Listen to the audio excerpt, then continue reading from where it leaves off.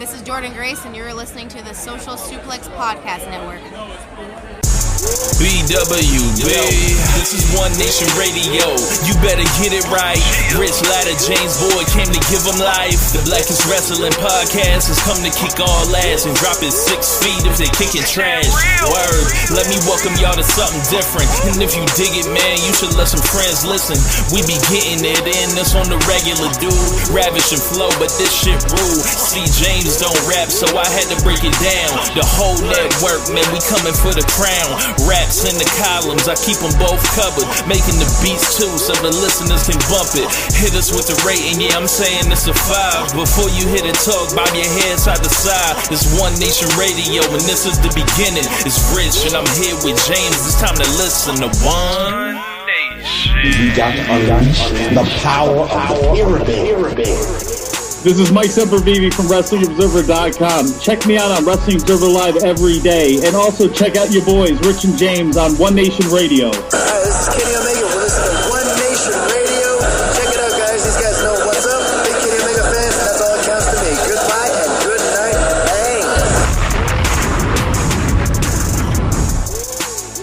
Thanks. Hey, folks. Welcome to this week's edition of One Nation Radio. I'm James Boyd. Here we have Rich Latta. What's going on, man? Not much, man. Just ready to talk about a lot of this stuff. Man, what a week. What a week. It's been an interesting week.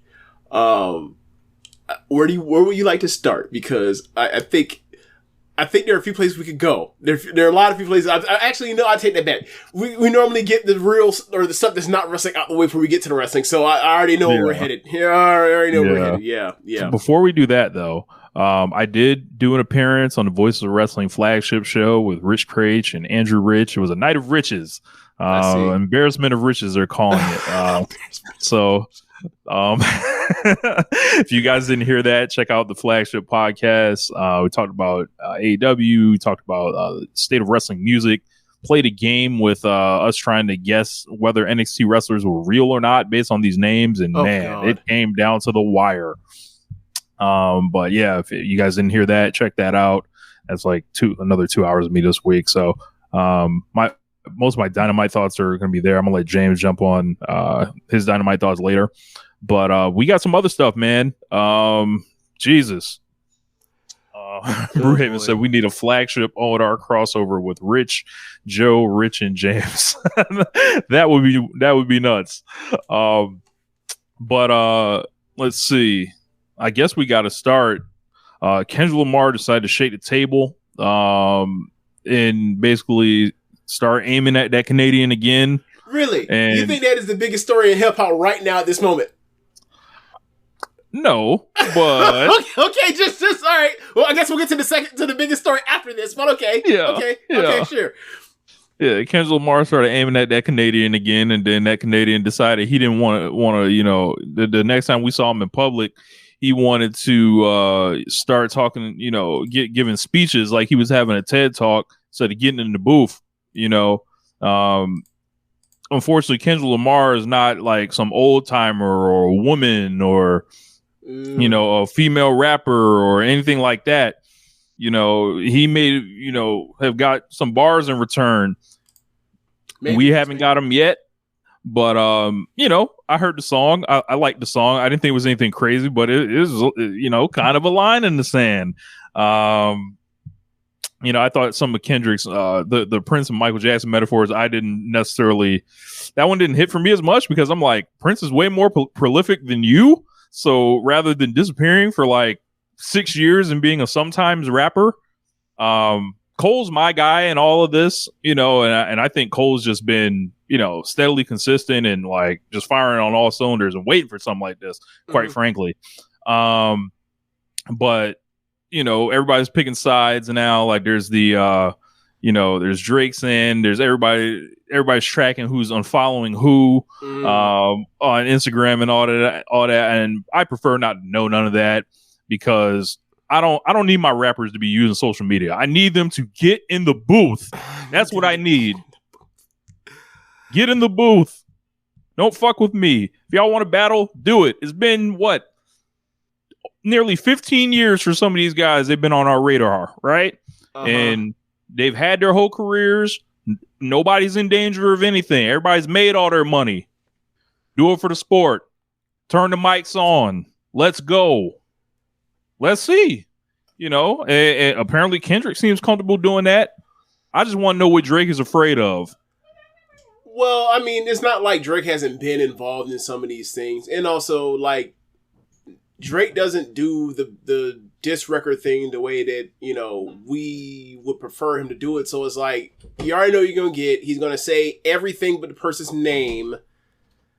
And then go from there if he, in fact, does that. I think the thing for me is kind of like, most of the notable beefs that we've ever had were people in their 20s.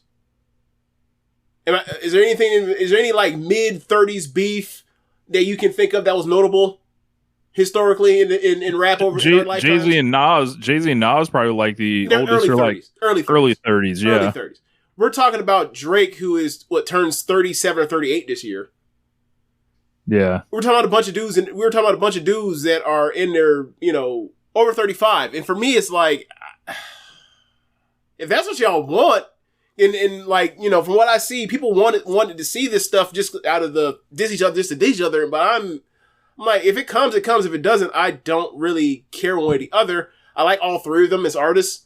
Obviously I like Kendrick Lamar and J. Cole more than Drake, because I think Drake is, you know, as an artist, I feel like he peaked years and years and years ago. You could argue even a decade ago. Me and Rich have talked about this off air a lot. Like, I find Drake to be personally, like, if you follow his records, kind of a guy that was like someone that, how do I say this?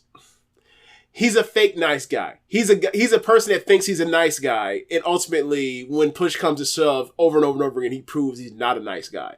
But then, as time goes by, he does stuff to try to be like, well, we squashed the beef, me and Meek, whatever. Let's let him live. Let's let him breathe, and all that kind of stuff. I've embarrassed shit out of him, you know. And it's like, well, that only benefits you to keep up this facade you have of thinking you're still a nice guy, when it's like, nah, man, you're not. And it's just, you know, so for me, I've checked out on him, and I checked out on him quick before. Like I was saying, like I think he has, you know, not reached a certain level from what people think his talent is years before people start having. Like, I think me and Rich were off of him by the time, second album, right? I would say Views for me, where I was like, all right. Views were like, okay, let me rephrase it. Views is when you were like, it's never happening. He's never dropping a classic. Me, I was like, hey, bro, I don't like some of the stuff he makes, and I don't like his get down. So like, if people like it, cool. But like, singles Drake is more of my taste than actual album Drake. So, you know, So I've been really disillusioned with him for a long time. You know, at this point, you know, over a decade. Kendrick, super talented. He, you know, To Pimp a Butterfly kind of just left me kind of like, I don't love it as much as I love Mad City, but, you know, Damn was like, okay, that was just wasn't for me. That one wasn't for me, but like this one is back on track for what I want out of Kendrick Lamar. And Cole just consistently gives me, you know, his albums are always different, but like depending on the time they hit, like he's really good with timing. And for a person that doesn't drop that often, it's really impressive. Obviously, he drops more to Kendrick at this stage, but it's really impressive how he always seems to kind of be away from everything and know how to be his own person, do whatever he's doing in his own role, and then like it hits at the right time almost every single time without you know what he does? It's really impressive. You know what he does? He does a bunch of songs with people that are way sorrier than him. Like, and he, I mean, yeah. And what he does is like, and he cleans them the fuck up, and then everybody goes crazy for the features or whatever. And it's like, all right, man. The features helps him stay in the limelight as far as be like, you know, the new, you know, that Cole got to have some, you know, around the corner, like when he does stuff with Savage or whoever else, and it's you know, or when he did the London with Thug, you know, it's really Yachty. Impressive. Yeah, it's really impressive. Yeah, Yachty thing was what, this year, right, or last year? Yeah, and then, like you pull Yachty on this song. I was just like, all right, man, I see what you're doing. Like you pulling that man in the deep end with a blindfold on. What you doing? Stop playing. But yeah, man. Dirk was last year, right? Yep, him too. Yeah. But yeah, man. I personally, I think I would love to see it between Cole and Kendrick. Yeah. Drake, I have less interest in, but he's gone into battle before. It didn't work out well for him. Yeah. He was the Russian was forever cut on that, and I think he's a lot more bothered by all this than anyone. Yeah, because, he definitely is, because he is the one. There was a question that came out. I did want to answer though. Okay. Like Floyd said, does Drake have anything to gain? Drake has everything to gain because he's constantly the only one that's questioned, whether it's about his ghostwriting, in the past, whether it's about, whatever the fuck he wants to put out at a given time, when essentially he got bullied his last release into putting some type of rap stuff on there, something worth a damn, and then it came in the form of like a bonus, to the album with like 6 more songs or whatever. Like, you want to step in the ring, like he has a chance to earn whatever may be out there respect wise for him. And he cares about that stuff. Okay, so from Floyd's perspective, may not act like it. From Floyd's, he definitely cares about it. But like from Floyd's perspective, he's probably looking at it as well. I mean, he's a top guy. He's most commercially successful. Will him losing a rap battle like hurt him? And it's like, nah, he lost a rap battle really bad before, and it didn't matter. Like he's bulletproof in that kind. It's like, well, you're gonna beat up the guy that like literally makes music to say he's sensitive and soft. That's what it is. Like you can't, like that's the reason why like the Pusha T thing hit so hard, because like he's the emotional guy that's supposed to be more emotionally mature than everybody else, yet he is basically like looking like a deadbeat out here. That's in the majority of his fan base are women, and like wait a second, you have a child that you have not like shown off to the world, and then he did that line to make people be like, if you're dumb, you fall for it. But so for me, like when it comes to Drake thing, I'm not as far as he has everything to gain, but like he does have something to gain for like the people that don't put him at the level of the all-time greats for the reasons of doesn't have a classic album necessarily that's like going to stand the test of time or be like the best album of a decade. Doesn't have one of those necessarily, or not necessarily doesn't. Does so many genres of music besides rap, when rap was what brought people to the table with him, and he wants to try this other stuff, and he wants to be a pop star, and there's nothing wrong with being a pop star, but it also doesn't get you the respect of people that he literally wants, right? Like, so the Joe Buddens of the world, the Pusha T's of the world, like the guys that have been he don't rap over beats by a conductor. He doesn't rap over conductor beats to be out here like, oh, I don't care. Like, so like so for him, like it is a thing of he has. It's like there's a lot of similarities to like the WWE fan and like Drake's psyche. Is like they're making all this money. People are watching them. They're highly successful. They don't get the critical acclaim. And they're focused on them not getting critical acclaim. Is like, bro, like, do you want the Transformers money or not? Do you want the Fast and Furious money or not? Because it looks like all you've done your whole career has been going after that fast money, and it's worked more successfully than anybody else ever in this game. But now you also want your props as like being this certain level of Mount Olympus rapper, and it's like you haven't necessarily showcased that in one collection of music in that way, and that's fine because it doesn't seem like, for me it's like that's fine because it doesn't seem like that's what you're actually after. But like once he keeps going at this stuff of these little things hurting his feelings, it's like, oh, you want it all, but it's like maybe it's for the one it all. You can't have both ways. So from Drake's perspective, if he steps up to the plate and he, were to vanquish beat Kendrick Lamar, beat a J. Cole in a that would be like the most shocking. It would. It really would. Like, especially with this, the way we do beefs now, because like the way we do beefs now is like we go into these personal things where people basically like gather information like they're fucking feds and then rap exposing people as opposed to just saying like, hey, I think I'm better than you because you've had these missteps in your career with the music you've made, or you know, blah blah blah blah, or and then go on from there. Like these points of debates and beefs now compared to when we were kids are totally different. Totally different.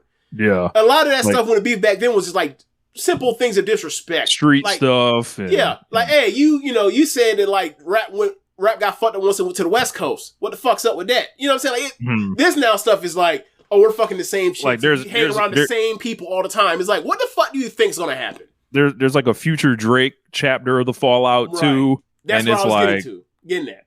It's like I don't know how exactly how to square that one. Yeah, I do not care. I'm much more in Future's a deadbeat. Right, I'm much more interested in like there are no good guys in that one. And nobody thinks and nobody that has a brain thinks that Future can out rap Drake. We saw a showcase in a 2015 collab album. Drake. Yeah. What was the scorecard? How many tracks is that? Did Drake? Did he win a round? Did he win a track? Maybe 2. Brother, I couldn't even tell. It's been so long since I listened to that. There you go. But yeah, like, this could be a mistake. Because J. Cole's in album mode. We already know he's got some shit coming. He's dropped like 2 little mini documentaries. He did a remake of I'm Ready on there, which the Dipset shit, which is crazy. Yeah, man. I think it should be Cole and Kendrick, but Drake, if he wants to make it interesting, he can go at Kendrick too. Kendrick Lamar is a big boogeyman of rap. I think people have been like terrified of him for years, going all the way back to Control. Yeah. And I feel like, I don't know, like, what's there to be afraid of? Like, really? Like, the guy can rap. He's 5'5". There is that. What's there to be afraid of? Like, all right, you're a recluse. Like it's like every generation there's somebody that's like, yeah, man, people shouldn't fuck with them, and I always have a question, why? Like Eminem was last era, right? And I'm like, you can say that, I guess.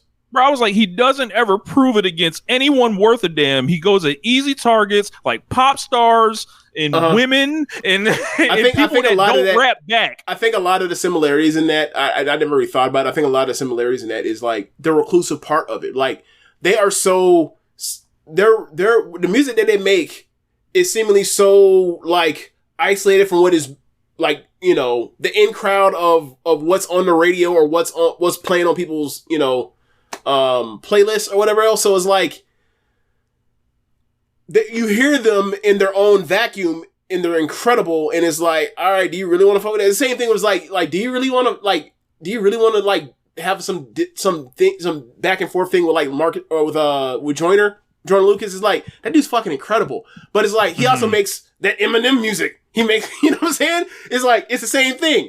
It's like, well, what happens when like I do this? It's like, well, I don't even want to try that because like, what's the point? It's one of those. It's like, it's a weird, it's almost like a Rubik's Cube of your like the tactics of how you handle people like that are so far removed from, releases, and also, we'll see what happens with Kendrick Lamar because I think he's off Top Dog now, right? Yeah, he's got his own shit now. So like, he might not be, so far out and removed because like the Top Dog thing is like, they have SZA and Kendrick Lamar and like between them, think about it, right? SZA got the 2 albums. Her first album came out, 2017? With Kendrick... No idea. Well, it's somewhere around 16 or 17, right? So it's 2 albums in 8 years, some shit like that. And then, like, with Kendrick Lamar, his albums are, not including Section 80, but, like, Good Kid, To Pimp a Butterfly, Damn, and the last one just had. That's 4 albums in 12 years. Like, that's... there's something going on with Top Dog where they're saying like we just don't do releases every other year. Like we let it breathe for whatever reason.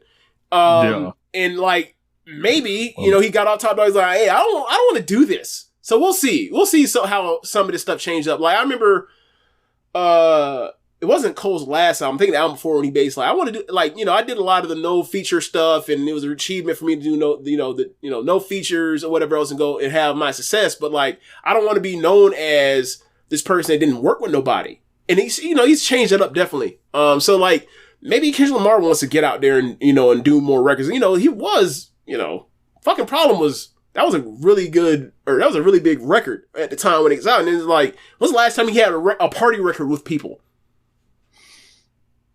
Right. Been a minute. That was 2014. It's been a decade. Shit, I guess if you want to call that family size shit, but that was more like, some epic shit than anything. Yeah. But, I'll tell you a rapper not to fuck with. The Game, Yeah. Because he don't stop. He won't quit. Like, bro, he don't stop. He's funny. Yes, he is. He won't stop again. And he can rap. Yeah. Like, those are the type of people for me that be like, hey, stay clear of that. And he's crazy. Yeah. Like, and he'll beat you the fuck up. Because it's like, he will drop 300 or 400 bars in you, and then like, then he'll knock you, he'll look for you. And then 6 months later, he'll be like, I'm trying to patch it up. And then, like, the shit don't get patched up. And then, like, here's 300 more bars for you. It's like, bro, this is a lot. Yeah. This is a lot. He's unstable. But he ain't sturdy mentally. He's just not. Yeah, all these dudes, they're a little too calculated. I need a little bit more, Oh, man. Just aim, fire, or just ready, fire, no aim. Wow. I need some of that. Oh, wow. But, someone woke up this morning or the other morning feeling like P. Diddy and they left the country. Sean Diddy Combs. We have not talked about the escapades of one Sean Combs on this show thus far, going back with the Cassie situation, which was absolutely awful. How much she ended up getting? Was it $30 million? I think she got $30 million. Yeah, and it was immediately like what was immediately like 24 hours later. Yeah. Yeah, like we found out, and then we found out it was over. It's like, oh, you definitely whatever they say about you now, these rumors around you, it is more than whispers now because you settled real quick. And look, yes. I am not a courtroom. Like you are not innocent as proved guilty with me. Like I am willing to be like, hey, there's enough smoke around here for me to clear a fire and go from there. But Diddy. He did whatever they saying he did. He did that shit. Freak Mill. I saw one, in this whole thing. I saw one where they said that he's the first motherfucker to ever get caught with a freako. I was like, oh my god, yikes, a freako! Like this is like people got all these jokes because like, and I was talking to my cousin Alex about this. Like people got all these jokes about this, and like it is just blatant homophobia, just basically on blast for people to see. Cause it's like, what he's done evil. And the thing that people are talking about is the sensationalism of, oh my God, this guy that we thought was straight may have been having sex with men. It's like, who cares? What about the part where like these men were also victims? No? Freak meal? Okay. All right. Freak meal. Yeah.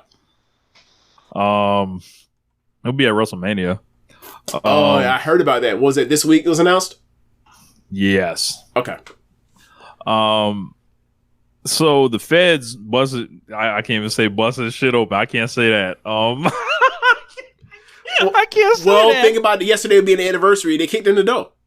They literally kicked in the door on the anniversary of Life After Death with kicking the door on it. They kicked in the door. They had Diddy's kids in cuffs. And this man has fleed justice on that Russell Simmons program. Yeah. This man, I think he's headed for Cape Verde, which is like Africa, like on the coast of Africa, or something like that. Yeah. I don't know where Cape Verde is located, but I know that the women there are fine. That's all I know. Moving on. Yeah, there are. I think Cape Verde is like northern Africa, kind of like where it loops around. Yeah, off the west coast of Africa. Okay. Yeah. I don't know if we'll ever see him in this country again. I mean, if he bring his ass back here, they got the cuss for him, right? They got shackles for him. Zip ties, maybe. Who knows? Bro, they walked in there like that man was dangerous. SWAT teams, big weapons, everything. And on that nice manicured lawn, too. Yeah. So, like they assumed that man was a danger, a threat. Of course, we heard the stories about, I forgot who it was. I think it was Kid Cudi. Said his car got exploded by Diddy about 10 years ago. Yeah, I remember that story. So this remember when whole Diddy thing, slapped the shit out of Drake, apparently over Cassie? Remember Cole fought him? J. Cole did? I forgot about that. I totally forgot about that. What was that over? What was that fight over? I don't know. I think it was just too familiar in the club or something like that. But I don't know what happened. But yeah, they fought. Diddy and just think about all these years of Diddy. This man has a over 30-year run in entertainment business. Who knows like who's connected to this and the ways this whole thing can turn. People that may or may not be implicated in its, in the entertainment world, like, this is like the hip hop Harvey Weinstein. This is this is like some Vince McMahon shit. This is like, this is bad news. Like any way you want to slice it. And like the thing with him is he's sold all his shares in Revolt. So like this man's hitting the hills. Like this man's not even doing no funny business to try to stay around like Vince. Like this man is clearly over. I've been caught, but I am not going to go down. Yeah, I will not look. They can't hold me down. Like he once said. This man's hitting all the jokes, all the puns. It's crazy. No, it's all about the Benjamins, because he's a bad boy for life.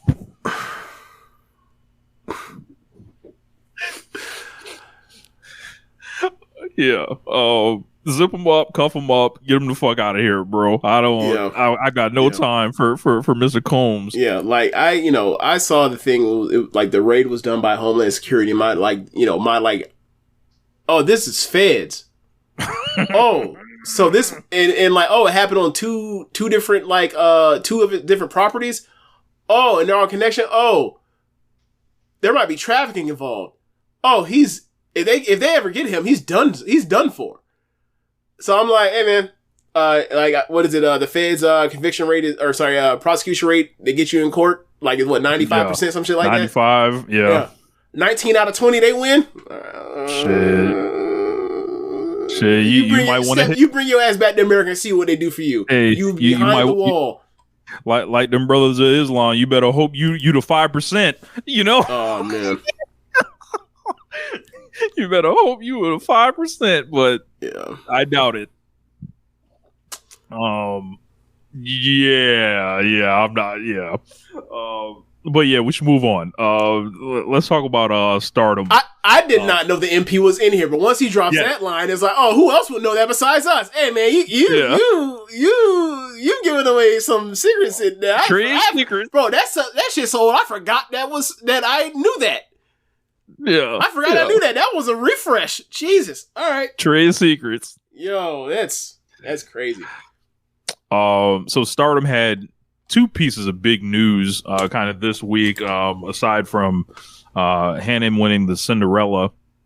We got news of the people that would be leaving Stardom and going to Ogawadom or Rossi-dom, whatever we calling it. Goldum, like the Ogawa Zone. The Ogawa Zone. Okay. And then we saw different. We saw the president of Stardom with Tony Khan backstage. Mina Shirakawa wrestled in Ring of Honor. Yep. Presumably, there's some partnership with AEW and Stardom. She beat Anna Jay, right? Yeah, the Anna Jay. She beat her. Anna Jay, and a person that was a discourse topic this past week.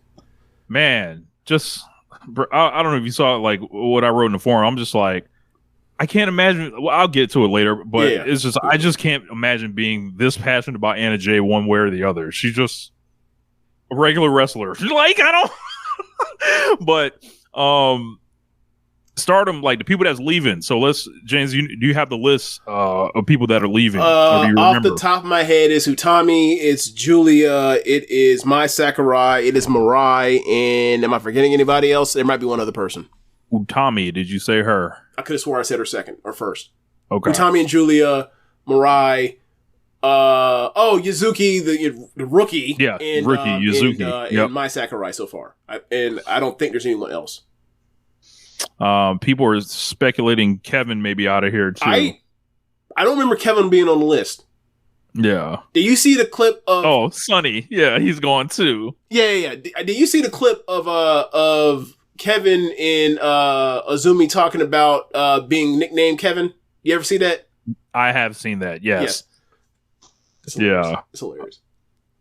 So these people are leaving to go. Like, all you need in Fire Pro is 6 people to start a promotion. So you got 6 people for now. Presumably you're gonna get like Nanai Takahashi to walk in the door with you. You're probably gonna like Yoniyama / Death. Yep.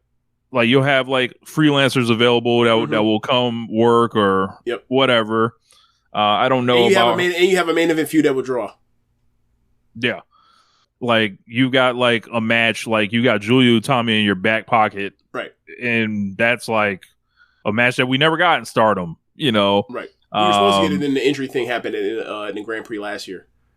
Yeah. So as far as the people that were staying was pretty much everyone else. Like we started seeing all the announcements for all the talent dropping in Philadelphia.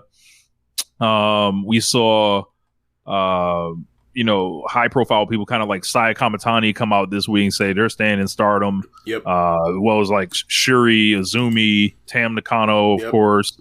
Yeah. Like the Shuri thing is kind of like the Mayu thing, where it's like we don't know how to gauge it, but they're staying here put because they're signed through a longer deal because of the movie, because Shuri was like the wrestling coordinator or whatever else. For us. So it's like, okay, Shuri's stuck here. Same thing for like Starlight Kid and Azumi. They're here for now. We don't know. Also, we don't Susan know. Suzuki. She stayed, which was the one I was like, what? Oh, she's staying? Interesting. Yeah. So like, obviously Utami's a huge loss, right? Yes. Julia will be leaving after, and going to NXT. So it seems like, Tommy's probably going to be the ace over there. And I don't know, like, I'm interested to see how that promotion like builds itself up. Mm-hmm. But I think if you're Stardom, you're like, all right, we knew whether anything was happening or not, we were losing Julia, right? Right. You look at the rest of that list, you're like, can we afford to lose Utami? I think you look around at the roster that you have and you're like, yeah, we can afford to lose one of them. And then the other people that they lost, all right, we still got Kamatani around. We still got Starlight Kid and Azumi for now. We still got Shuri for now. Like, we have Susan, which I thought you got Susan Suzuki. I thought she was gone. So I feel like if you're Stardom, you got to feel like you're in good position, especially like Teru Okada is like doing a good job with all this. And it seems to be like someone the fans are embracing. Right. And it seems like the wrestlers actually like him. Right. So, like, I feel like Stardom, like, may have, like, navigated this thing, like, it's not going to be nearly the kind of, like, just damaging split, I think, as it, seemed like it was going to be. It's going to be, all right, you lost, like, Utami, who, is part of some of the greatest matches in the company's history. But you can slide, literally, you got Suzu Suzuki right there in the spot. You can give Queen's Quest a Sai Kamatani and keep it rolling, really. Yeah, it's just like they lost 2 of the 6 people that they have pushed at the top of the promotion over the last almost or 3.5 years, right? Like since the pandemic, the top 6 have been Shuri, Mayu, Tam, Julia, and Kamatani. To lose Julia, they already knew she was leaving, so they've already made arrangements with that. But losing Tommy absolutely stinks because that she's one of the best wrestlers in the world. She's been highly underutilized in the last 2 years about. So like, yeah, I just it stinks to see her leave. Especially because like given the cage match last year, like I just thought that Utami and Kamatani had made this leap forward in storytelling and their connection to each other, and like we were set for them actually like breaking off from each other and becoming rivals and actual equals for the first time. Because it was always like, yeah, Kamatani got to, set the defense record for the white belt, whatever else, but like she's always little sis. She's always gonna be little sis. She couldn't beat me for the Futures title back in 2020. I beat her and then vacated the belt, and I told her to leave Tam and come to Queen's Quest with me, and she's always been riding shotgun with me while I've been in the driver's seat. And to see like where they were headed, I thought potentially could be to like the next big rivalry in Stardom, and we're gonna miss out on that. So I think that stinks. And I think that stinks as like the bridge to the next generation, the golden generation of like, all right, once we get past, the main event mafia of Tam, Shuri, Mayu, and Julia, like we have Kamatani here, we have Micah, we have, Kamatani, Utami, Micah, Mirai. Oh no, Mirai's gone too. That's what I meant. Like at the time before all this shook out, it's like when they were doing the generational struggle, it was like, all right, that's the youngins were supposed to beat them eventually, and then that was going to be their place in the next 18 months, 2 years, and then no, y'all. two of them leave, two of them are out of there.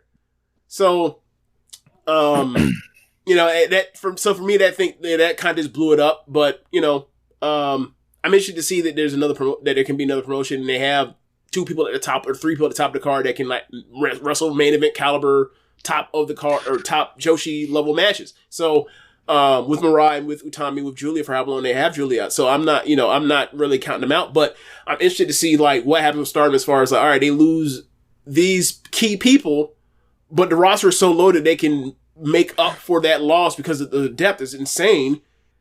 And I wonder like what that means for the landscapes for like the freelancers and like who wants to come in and who wants to do programs. Cause like, if they can't come in here and do programs with people, they can't get, a Vinny, if they can't get a Chihiro Hashimoto, if they can't get a Sari, where are they headed? They have to be able to get more people outside that are like, want to, sign on and actually commit to this to make it work. And we'll see. I'm interested to see. I thought there would be more people that Rossi would have been able to get to his thing, to his new venture, but we'll see where it goes from here. Because I thought it was gonna be like maybe 2 more people, 2 more, upper mid card people, and then you start filling people in or whatever else from there, and then you have something, that can grow the next 2-3 years. But I'm still interested to see what they do, and I'll be watching. So, Toru Okada last week showed up in Boston, or a couple weeks ago, showed up in Boston with Mina Shirakawa. I don't know if anybody else was with them. I didn't see. Maybe Kogo or Waka. I'm not sure. Maybe but one on screen.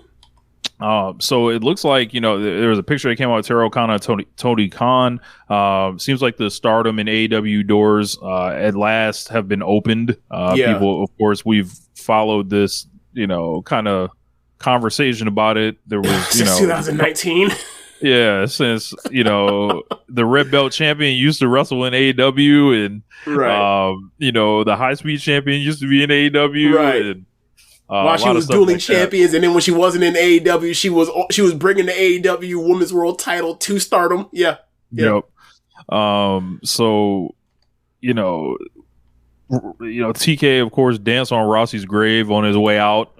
So erroneously, it wasn't even actually what he thought it was. He just like, hey man, I've been waiting to just tweet at this man for years, so I'm just gonna get it out. I'll get it out my system.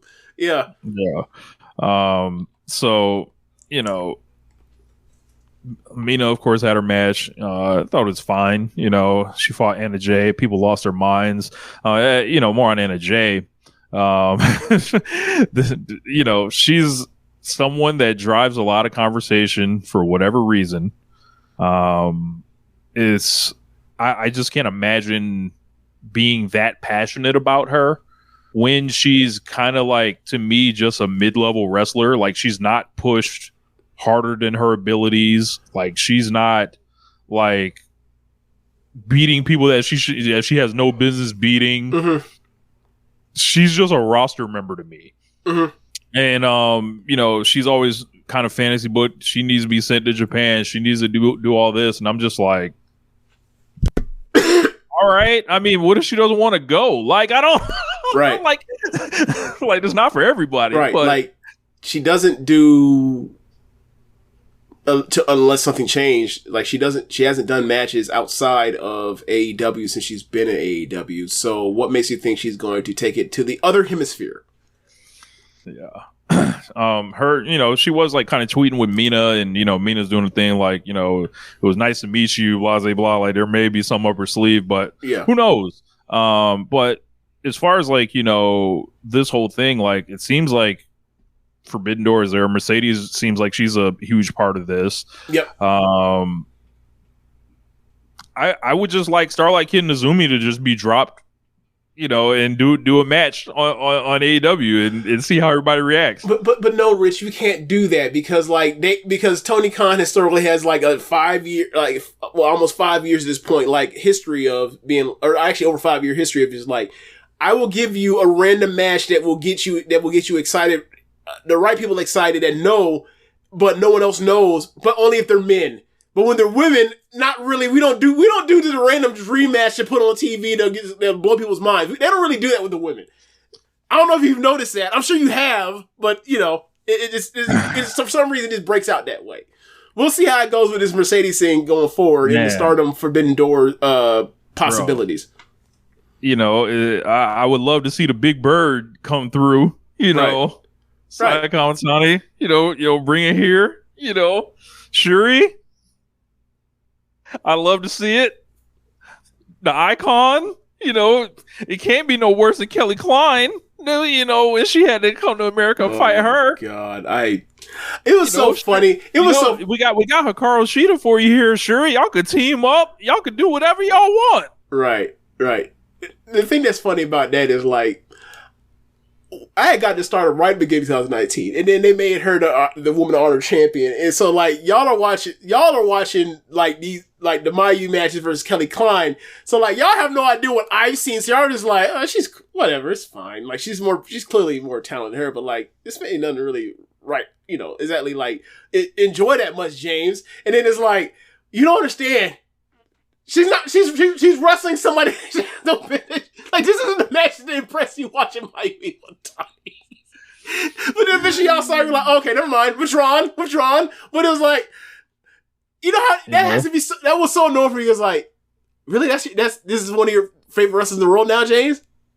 You watching this woman on she's like, hey man, like, look, how about this? Here's my password. You log in and watch this match.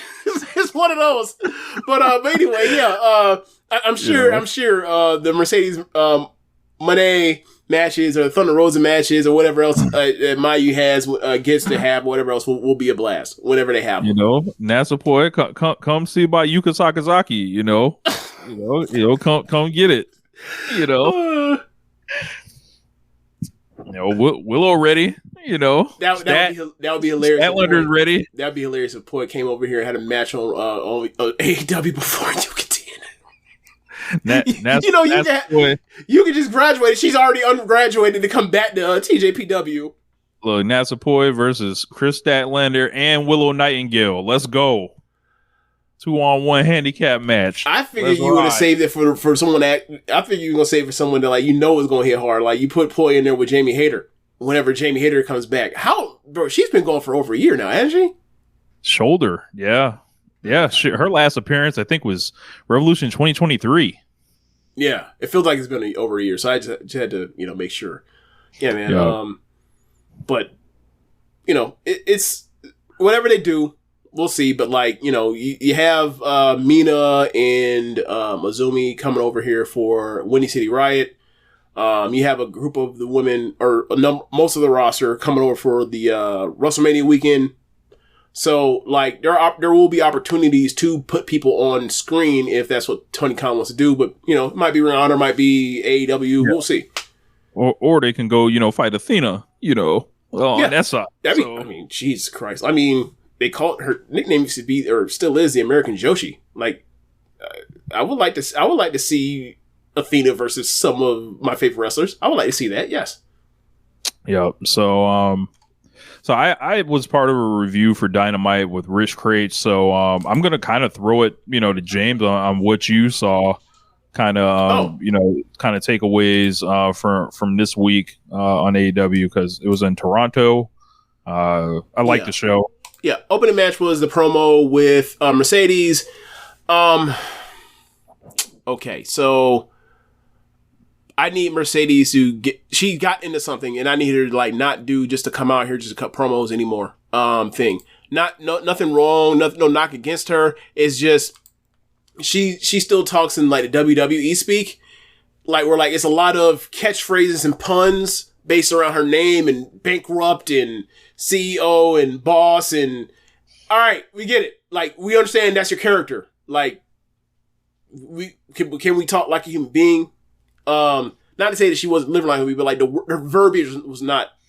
Nah. Yeah, I didn't think it was like the AI, like the Chat GPTs. Like, hey, how many puns can you put together to come this promo and desire to? Okay, cool. Yeah, I was you know, I think my main point was, like, yo, you're gonna go through some of these with Mercedes. Like, this is part of the package. Yeah, it wasn't that it was a bad promo. It was just that it was very WWE-ish, and, like, and the Dynamite the last 3 weeks has been very WWE-ish.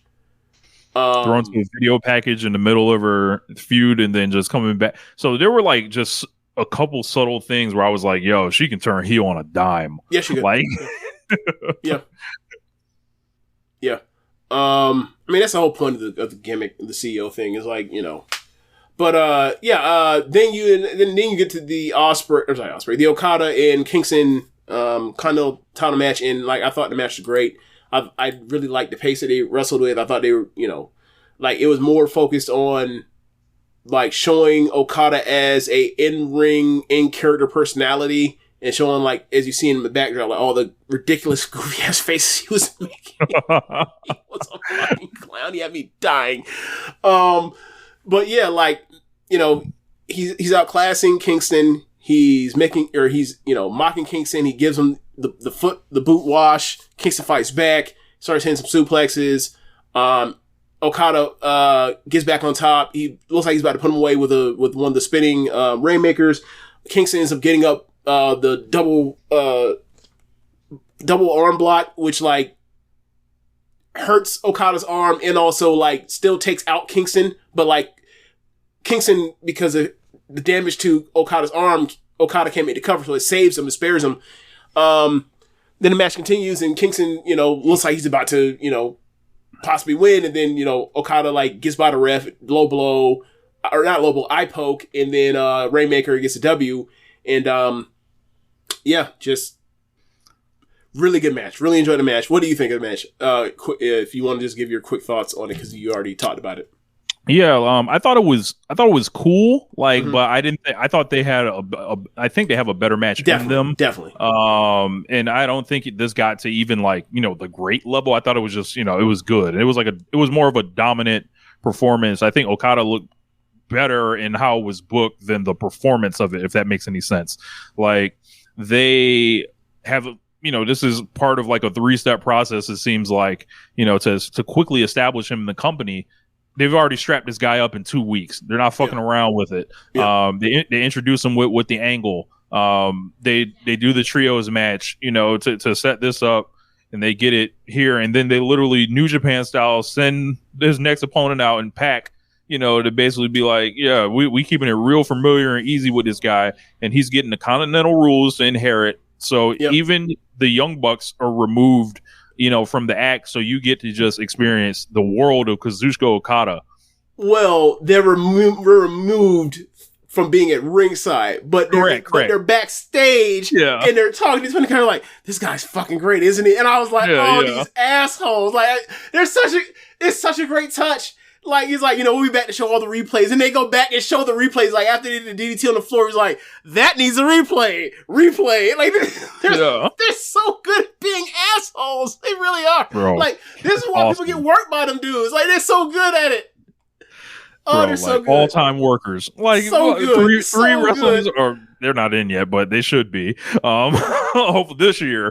But yeah, like, as far as like just the what it does for the roster, it's like you've established the world of Kazuchika Okada, like the Continental Belt. He's not going to be in world title contention. He's going to hold this shit forever.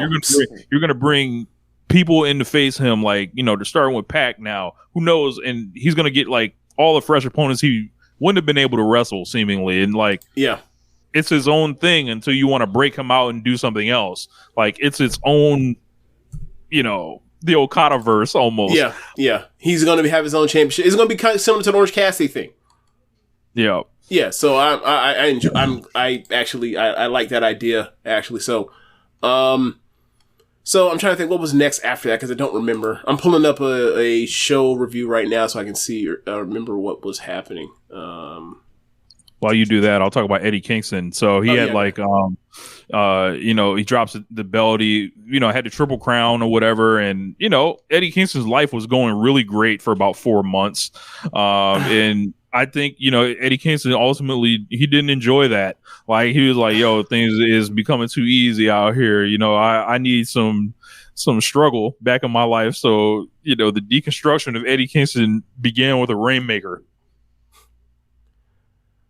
All right, so why in the world? Why is it so hard to find? So I think, I'm assuming Ospreay came out next, right? He came out at 9, I believe. Yeah, he did come out at 9. There was something else. There was a. Why in the fuck can I find? All right, we're gonna cherry pick through this because we can get through it quickly. All right, so there's a promo with Swerve. Calls out Joe, says he wants to be no more contender. Joe, I know what was next. It was Jericho and Hook. Oh, yeah, Jericho and Hook. So it was strange. Like, this crowd was really, they were into the Kingston and Okada match like crazy. And then Jericho comes out. They're in Canada. Jericho comes out. And like, he's cool. He's not getting some huge reaction, even though it's fucking Chris Jericho. And like one of the last few times they were in Canada, it was like the Omega match, right? And whatever. So he's having a match with Hook, and like the crowd is like kind of like not really into it that much until like Jericho can take so many suplexes that they finally get into it. So I'm like, okay, cool. And then like at a time where I'm thinking like the match is gonna, be more competitive, like Jericho is basically like a small little comeback, and then like Hook more or less just cuts him off from there and shuts off his water, and then like Jericho tries to get one last ditch effort to get into the Lion Tamer, and then Hook basically like gets a roll out pin out of that and ends up catching Jericho, and then Jericho looks like a defeated man. Like, I got beat by a better person. And like they did a fist pound, and then Jericho said, post match said backstage said he had a preposition for Hook for next week on Dynamite. So I don't know if that's them tagging together. I have no idea, but he was beaten. Yeah, I actually liked this match. I thought it was pretty creative how they did it, and then dumping someone directly on their head immediately to start the match is always going to work. Typically, especially with me. I think it was quite comfortably Hook's biggest win of his career. Yeah. And it's still going somewhere else, obviously with the post-match thing. But I think Jericho is somebody that is he's searching right now. He's trying to, he's like, I will do everything to not go away. To not go away. And I don't know if he's nervous about going away or, thinking he'll just get left behind. but he's like, yo, I'll be fucking Lionheart. Like I'll fucking lose. You know, I'll get destroyed by Takeshita. I'll get destroyed by Hobbs. I'll lose the hook clean in the middle. You know, I'll do whatever it takes for you to love me, seemingly. I just don't know if that's gonna work with him right now. Right. Like that's what he needs a couple. He needs a couple months. Like whether it's like, you know, it's tough for a wrestler where it's like, all right, it's just not hitting for you, and he's not getting hijacked, so it's not as visceral, but it's just everyone's kind of awkwardly kind of just looking at him like, all right, be compelling somehow, like, but the compelling part is not coming as easy right now, so he's gonna have to go through it. You know, gotta take his lumps. You know, he clearly ain't going nowhere. So yeah. How long have I been frozen for? Seems like I'm unfrozen now. You just unfroze. Yeah, ain't that a bitch. Anyway, so yeah, I don't. You know, he needs to be in the tag team badly, but like the Guevara thing, like Guevara got in trouble, right, for the Matt Hardy thing. So like, you know, whatever. So I forgot to mention when we were talking about the Mercedes thing is set up the, you know, Julia Harton and Sky Blue came out. Then Willow and Chris Chase came out to protect the CEO with chairs. And while Mercedes' back was turned after the lights came out or went off and came back on to let Julia and Sky Blue leave, Willow had the chair caught like she was going to hit Mercedes. And Mercedes turned around and saw the chair was caught. And she was like, "Oh, I clock you. You got something. You were going to hit me. So like, I'm mad at you." So that's setting up that for later. So Renee's backstage with Swerve. He says his intentions were to attack Samoa Joe last week with the chain that he had due to Joe embarrassing him the previous week with the choke out. Strickland has a steel chain with him, and he doesn't have a problem choking anyone out either, because he's alluding to hanging the hangman. So he wants to fight a real big man too. Yeah, he wants to fight a really big man and ask for open challenge. Yeah, so we had again Renee backstage with Statlander, Stokely, and Willow, and you say normally they're all smiles, but then they plugged the match they're going to have in the main event of Rampage in the third hour. So then Mercedes walks up, Statlander says thanks, and then like you see Willow, and she walks off, then you see Willow and Mercedes, and in between them you see Stokely, and you see Stokely like just stargazing at Mercedes, and I'm thinking to myself, angle alert, this is like, it doesn't really fit Statlander and Willow for this heel manager to be around to do the talking for them, but if neither one's going to turn, you can obviously put Stokely, ex-WWE NXT person, with Mercedes, and can handle some of the, you know, can take bumps for the bigger women and all that kind of stuff. Like, I can see it, but we'll see. Also, Statlander might be turning too, because she keeps losing all these matches. Yes, definitely. Losing all the matches that Willow's winning. Yep. So, as you mentioned, we were just mentioning the Jericho match. Adam Cole cuts a promo pre-tape where he's sitting in some nice fancy room with a nice chair, and he has a nice suit on. It looked like where is it? It's not the same room, but like it made me think of like the room where they send the evil white guys in New Japan to go terrorize Okada or Naito before the title match. Like it's like Cody was sitting in that room smoking a cigar. Cody was in that room. Kenny Omega's been in that room multiple times. Jay White's been in that room multiple times. Like it's playing with knives. Yeah. Oh, minus the knives. But yeah. So he says that Wardlow disappointed him, and that like he basically is like browbeating Wardlow and is saying like, since you failed, you now have to protect the two people, the two acts that are actually the champions in his faction, which are Taven and Bennett, the ROH tag team champions, and the international champion Roddy, and then like he also did the fake Freudian slip of, you're supposed to win the title and I was going to have the title. Oh, I mean, you're going to win the title. Like he's doing one of those. It's like you're still teasing that like these two idiots linked up because they wanted the same thing, and it's like, so both of you are idiots, and Wardlow's dumber than everybody. Okay, we're continuing. Not compelling at all. Nope. It's a loser. Adam Cole continues to be part of losing acts for me. Yeah. So we'll see. We're a little, beat it heavy for these other guys. Then we get Ospreay coming out to address the things Danielson said, and look, man, he's cut 3 promos. He's cut 3 great promos. He comes out. The crowd is just excited to see him. They're excited to sing his music. They're excited to yell "Elevated," and they're excited to yell "Ospreay, Ospreay."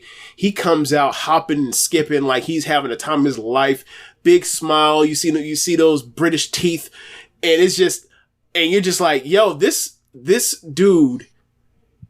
If you had, we've been watching him for a long time. Like when people talk about like sometimes you just have it or whatever else, it's like, nah, man. I saw promos from Chris Jericho and Smoky Mountain. He didn't have it immediately. You can develop it. Like Eddie Guerrero, the story, he basically got all the Art Bart stuff after Art Bart. I'm blanking on the name. His tag team partner died. So it says like, you can learn this stuff.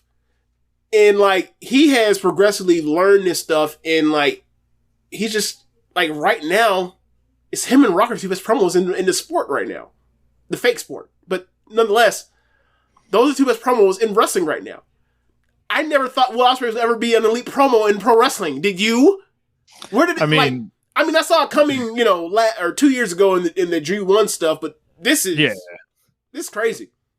Yeah, he's just, it's like, there's an old phrase like he's letting his nuts hang.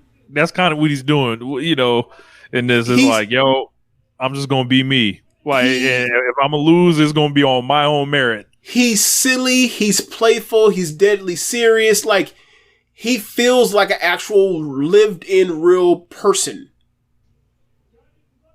Like, except like, and he feels like he's selling a big fight every time he talks. Well, and it's really, but besides the part where he's going to give you a great match, it's like it doesn't feel like what I thought it would have been when he came to AEW, like, the first run for the first Forbidden Door or last year. It don't feel that way. Like, this is totally different. Like, he is basically right now at this point, because there's no Kenny Omega right now, and there's no CM Punk, there is no Jericho. He feels like he has taken that master of ceremonies, like, thing right now. Like, he's not the suit and tie guy because he comes out in sweats in Adidas and high socks, but, like, he feels like the face of the promotion right now. He's not the champion. He won't be champion for whoever knows how long, but, like, he's already seen like he wants that, and that's what he's doing, and, like, he keeps kind of promos like this, like, this is a top babyface. This is the top babyface of the promotion. And look, Swerve, he's going to be the champion. The top babyface is Will Ospreay right now. I think that's the story of AEW this year. Is the race for the ace spot between Swerve and Ospreay, and we're gonna see the best, I think, of like of these guys, and it's like. Yeah. The things that will drive a promotion forward are guys that are kind of coming at it from different perspectives, like a Austin and Rock, like a Shawn and Brett, and it's like they will compete, and ultimately the fans will win. So it's like if you're not ready to step in the ring and cut a promo, like, I believe between what Ospreay's doing, what Swerve's doing, like, you can't be on top in this company half-stepping. Like, you can't. Because, bro, the champion is Samoa Joe. Yeah, no one even thinks about him. Like, he's but like, an afterthought. The talking segment, the stuff he's done since he's been champion, every time he grabs a mic, he feels like a big deal. But we know he's a transitional champion. We just know because we watch wrestling our whole lives. We know that this is not someone that's going to be champion for long in this promotion, the way this promotion is headed. But, like, these guys, like there's all this advertising that's out there right now for All In, and the first two people being played in the video are Swerve and Ospreay, and it's like, if you can't see it, they're hanging a flashing light in the face, like the race to be the ace. This is it right here. Lay it out. Right. Like, and you see how we, the original top people in the company. Now, obviously, Omega is dealing with recovery from diverticulitis. But like Moxley is doing his New Japan thing right now, tag team thing right now. Danielson refuses to want to win a championship belt. Jericho has been downcycled since 2022. We have Hangman, we have Jay White, we have Swerve, we have Ospreay, we have Okada. Takeshita. Well, I think he's the next level below that, but sure. But what I mean by that is like, there is a new class of guys, and the only person that has been established over the years for real, and we have, long track record with, is Hangman. And Hangman gets to wrestle this new wave of guys. He wrestled the first wave of guys. He's the bridge guy for this next generation. And obviously, that's what the Swerve in Hangman thing was, and we just didn't know it at the time because we didn't know that Okada and Okada and Ospreay were coming together to AEW, but now that they're here, oh, okay. So it's like, this is gonna be really fun the next few years. Like, we've gotten past like the post CM Punk brawl out shit in Wembley and him leaving, all that kind of stuff. He's over there. He's happy there. The fans are happy over there. WWE is doing really well. AEW is doing really well fucking too. And they've gotten past this situation. So like, yeah, man, I'm really looking forward to the future with these guys. And like the part where like they have two top baby faces, and like the one of them is going to be the champion sooner than later, and the other one behind him seems like he's going to be the biggest star in the company at the rate this is going. Is like, this is really promising. It looks really promising. Like, this is literally how I'm a babyface guy. So like I'm really liking. It's been a long time to get like a babyface that is like, because we had MJF all of last year, and half of it was the heel, half of it was him turning babyface, and the stuff he was doing just flew so directly in the face of what most of us liked. And obviously he's got to rejoin this crop too when he comes back. But he does. Yeah. I forgot about that. We'll figure it out. But he'll figure it out. He's better. He's historically, I mean, at least so far right now, he's proven to be more valuable and a better fit, not at the top of the card, not in the main event. He's better. The price of the brick has gone up. Yeah, he's better. Like, he proves to be more valuable to the promotion, not being the top champion. It is what it is so far. He'll have another, I'm sure he'll have another shot to prove us wrong, but as of right now, it is what it is. He crashed and burned the car. Like, you give him like the third from the slot top, and he's had a little bit of time to put together a few. He's done that with wild success, like with people like Darby, and obviously guys like Darby are in this thing. So like, right. I don't know, man. There's too many guys that I look around at in this company, and it's like, I feel good about watching this. Like, this is exciting. Right.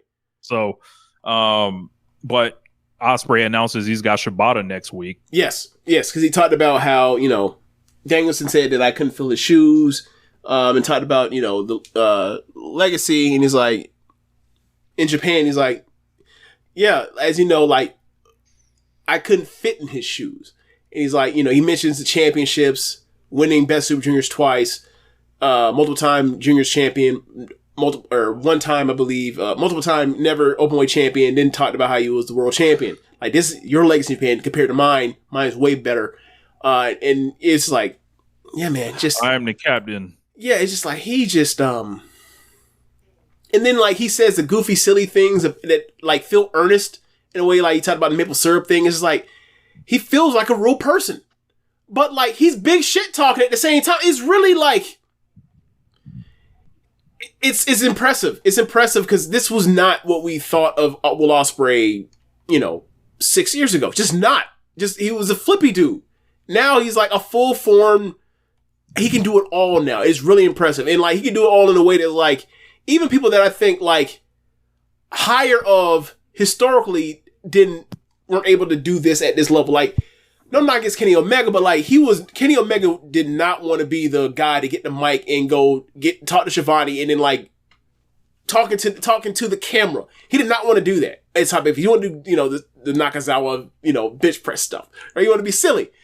And it's like, but his big run came as the heel, and Omega's always been better as a heel. So it's like, to see Ospreay do this, it's just really impressive because like, it was like he was getting a bunch of reps to do this in Japan. He just wasn't. He was a heel when he's champion. They've got a real strict idea of how they see the foreigners. So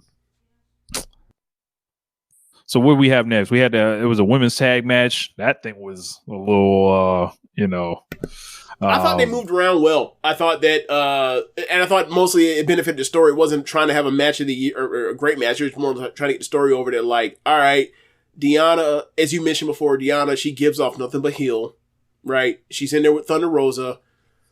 Let's have Thunder Rosa, because she never lost the TNT title, or sorry, the AEW Women's title. Let's have her pin Toni Storm with a roll up and like get her into the contention spot that Deanna wants, and watch Deanna turn on her.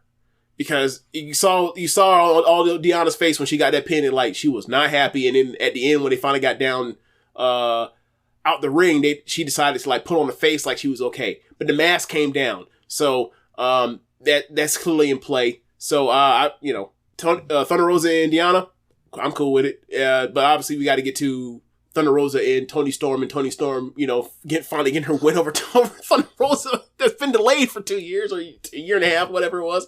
So yeah, I thought it was a nice piece of business. They were scrapping outside the ring, and Toni Storm snapped out of that goofy gimmick real quick. Yeah. Swerve comes out, Butcher match. So a match book for me. So Swerve takes like 80% of this match, but like the thing that was interesting was like, yeah, you got him out of there pretty quick. Yeah, it was basically enhancement match, right? The thing that's interesting to me is like Butcher got the big lariat, and then Swerve no-sold that shit, double drop kick that man, and then hit the joint, the not house call, but I hit the Swerve stomp and got the win. I was like, wait. Why he flipped when he got hit with Larry? He did the flip bump and then got up and then just said, "No, I'm no selling." I died laughing. I was like, I didn't know he was supposed to do it like that, but okay. No, he gave him the stomp, and then he gave him the kick, and then he was like, "Nah, I'm putting submission on you." That's right. Like, so he hit with multiple moves that could have put him away. Yeah. So like he breaks out a new submission hold, and that looked like a short arm scissors. Yeah, it was something like that. Like, and it looked like, I was like, oh, that looked painful. Like he learned that in the army or something. So, Butcher taps when, you know, a guy is kind of chasing the champion. He breaks out a new move. That kind of makes alarms go off for me. Yeah. So, I mean, if he taps out Samoa Joe with this short arm scissor looking shit, I'm gonna die laughing. I'm like, wait, what? Like there was a match, you know, Takeshita had with Rocky Romero later on where Takeshita Rampage, right? On Rampage hit, you know, the outside of the ring with the arm. So I think, you know, that's gonna set up, you know, the Swerve and Takeshita match this week. And my God, yeah. So that's a match. During the promo with Swerve and Samoa Joe, Callis comes out, interrupts. He had the most heat in the whole building. Yeah, more than Cope, more than Ospreay, more than Swerve. Callis came out and it was like, nah, motherfucker, like you out here, but Kenny Omega's not. Boo! They booed this shit out that man, and it was deafening, and it was like, it was amazing, and like you could barely hear like everybody promo because they were talk because the crowd hated him so much. I was like, ooh, this is good. This is good. Now we could just get someone over that's not Don Callis with this shit. Then we got something. But we'll see how it goes. But as you mentioned, Takeshita, Callis mentions that like Takeshita is undefeated outside of the Callis family this year, as are you undefeated this year. So like this is a pseudo number one contenders match, but like they didn't like throw up the rankings because like they've disappeared again. So but like this is kind of they just came back. Apparently. Oh, they did. Who's up? All right, what were the rankings this week for the men's singles? I don't think they like officially dropped, but like Tony Khan like addressed it on Twitter, and then Swerve 1 and Takesha's 2 or whatever, and they're fighting now. Right. But that's kind of that was the point of the Callis promo, was like, outside of losing to Ospreay in your own faction, he's undefeated this year. So I was like, okay, works for me. Bro, like this is like this next week on Dynamite we got Will versus Shibata, Will versus Shibata, Swerve versus Takesha, and the Young Bucks versus Private Party. I'm like, competition. Right. When we were talking about the Ospreay thing, I left that part out. Was like he's talking about Danielson talking about Japan, and he mentioned like he brought it over to talking about Shibata, and he talked about Danielson had a classic, and like students should watch this, and then talked about like, when I was young, Shibata beat the piss out of me, but like that was me when I was in my early 20s. How about now when I'm a grown ass man and I'm 30? And I was like, okay. And and also Shibata was in the third hour on Rampage getting a match where he's going to beat somebody impressively. So it was all they're using a similar way to like how like a Danielson used Akiyama for the Kingston thing, where it's like this person is like the measuring stick for like the transitive logic of our potential feud at the show. So it works. And like, look, man, Shibata and Ospreay, that's going to be great. That's going to be great. Yep. So, as you mentioned, like it is loaded, this next Dynamite. Let's see where we go from here. Oh, the main evento. Adam Copeland versus champion Christian Cage and I Quit match for the TNT title. I really, really, really enjoyed this fucking match. This match was fun as fuck. Yeah. They played all the hits. Edge comes out. He's in the white and blue like the Toronto Maple Leafs. I never really thought about Christian always wearing black, but then like they end up in the penalty box, and like there's a fan, and all of a sudden a Bruins jersey comes out. I was like, oh, you put him in the Bruins thing. Oh, that's great because they hate the Bruins. It's a great rivalry, greatest original six rivalry. And then Cope puts on the Maple Leafs one. It's like it matches the gear. I was like, oh, they've planned this out the whole time. Like he wore the gear because he knew the props were gonna be there. This is great. They hockey fight in the penalty box. They bring out a hockey stick along with the hockey goal. Like it was just a blast, man. Handcuffs. Obviously, they put Mother Wayne and the rest of patriarchy out in the back so that they can later come and run out so they can then get the save from Garcia and Maynard. Yeah, man, just a great match. And then like he hit him with the nuts with Spike, and then he said I don't give up. And then he was like, he lifted that thing up. He was like, all right, I'll bosh your fuck ass in the head with this thing. And then Chris said, I give up. No, don't murder me.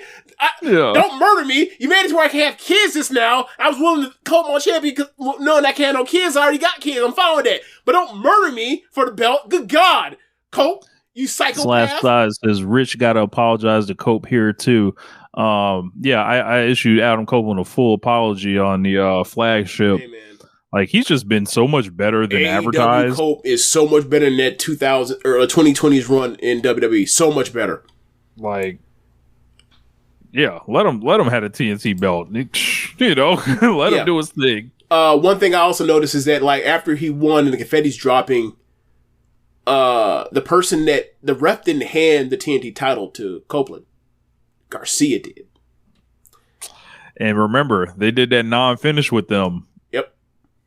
Yep. So, So yeah, I'm into it. Like, I don't know how long Copeland should have it. I don't know like what the Cope and Christian stuff. Well, I know Chris is gonna be good regardless, but I don't know what Cope does moving on from Christian. But like, if it's as good as this Christian stuff, like bro, he's like, this is all just like luxury icing on the cake. That is like the stuff around Okada being here, and Ospreay being here, and Mercedes being here. Like, he's a luxury. This Christian Cope thing has been a luxury. This wasn't paying the bills. This has been a blast. This has been like not. I say it helped draw this. It helped draw this crowd. They were sold out. Yeah. So no, I don't mean in that bad way. So I'm just saying like from the fandom of this watching is not from Canada. Like they've done great work together this whole entire time, ever since Wrestle Dream, when Colt came out, made the save. This whole thing has worked really well. The only problem I really had was like the Money in the Bank thing with Kill Switch. That's it. Outside that, perfect feud. I've enjoyed it. Glad these two guys were able to do what they wanted to do with each other. I know Christian is going to be great. Moving past this, I just want to know what Cope's going to be doing next with the TNT title, and hopefully it is Garcia, but we'll see. So yeah, let's go into some of these questions. We got a lot of questions, so I'm going to try to do these kind of quicker answers.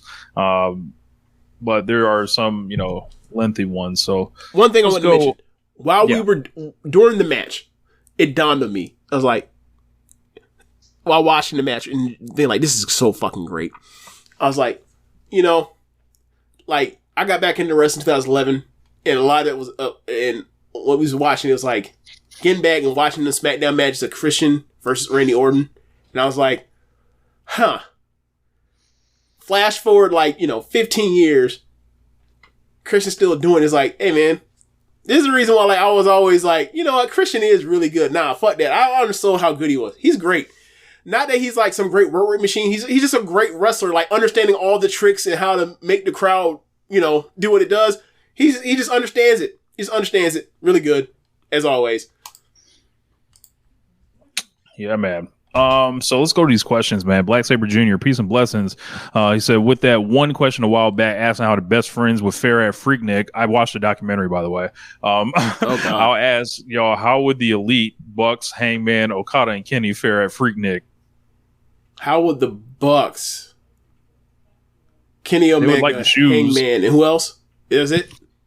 Hangman, Okada, and Kenny. Okada. But Okada's pulling up in the Rari. He'll be just fine.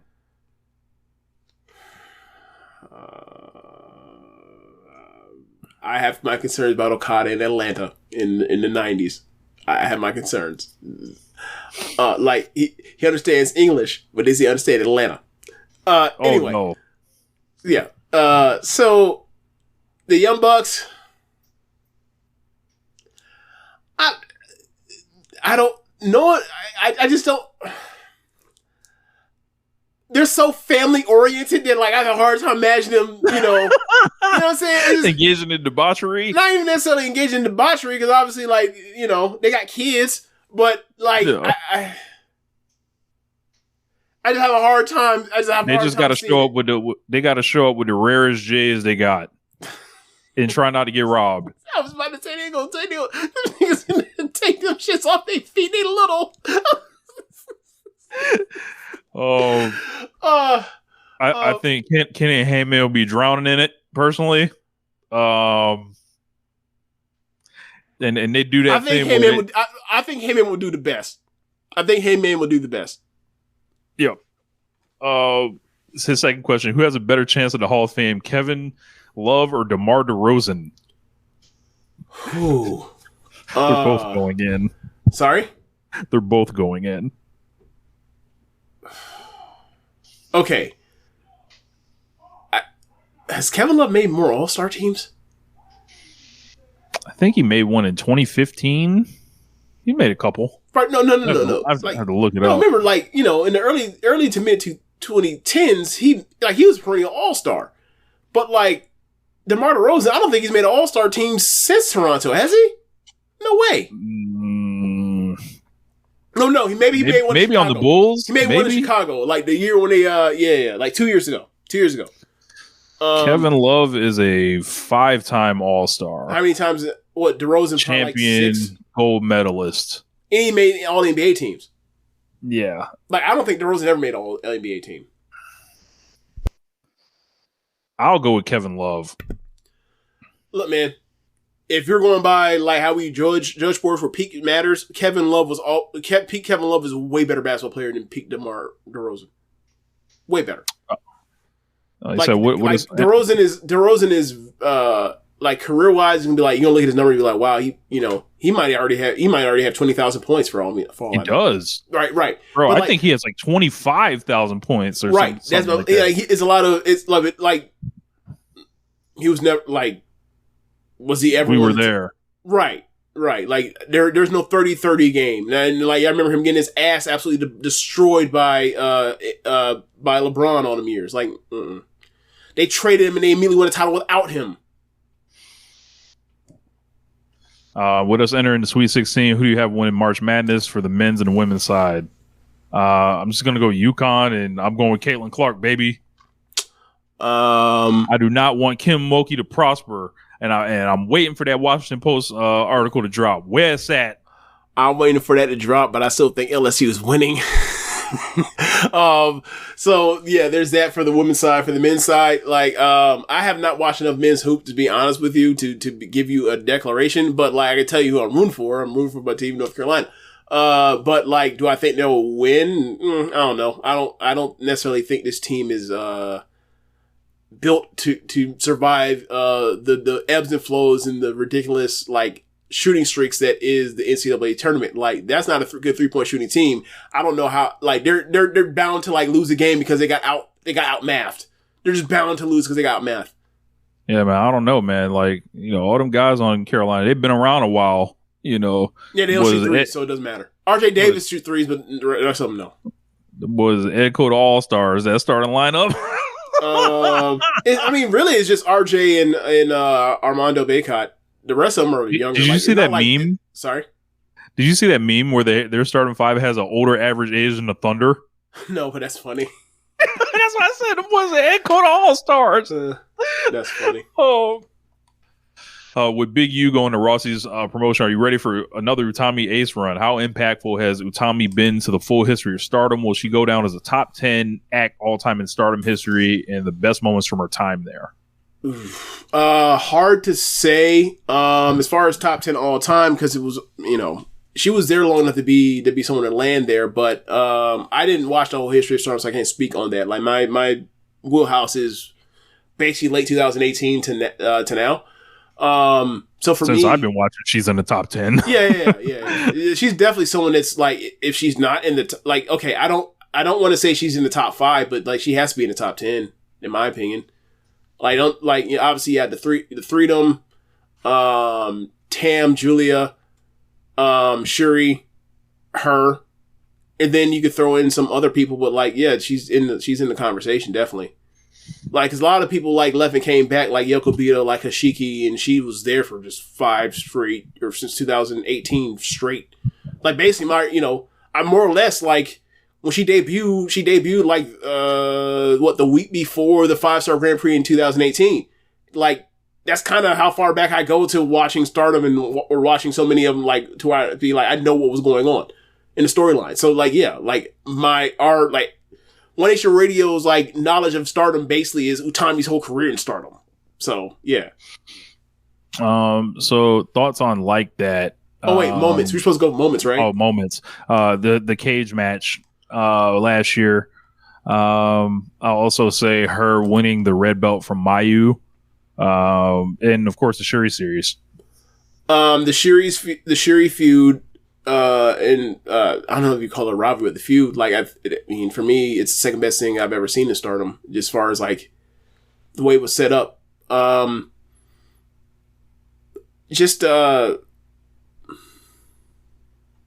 red belt run was so good. It's like it's one of those things like you have to decide between whether it's her or Shuri that had the best red belt run ever.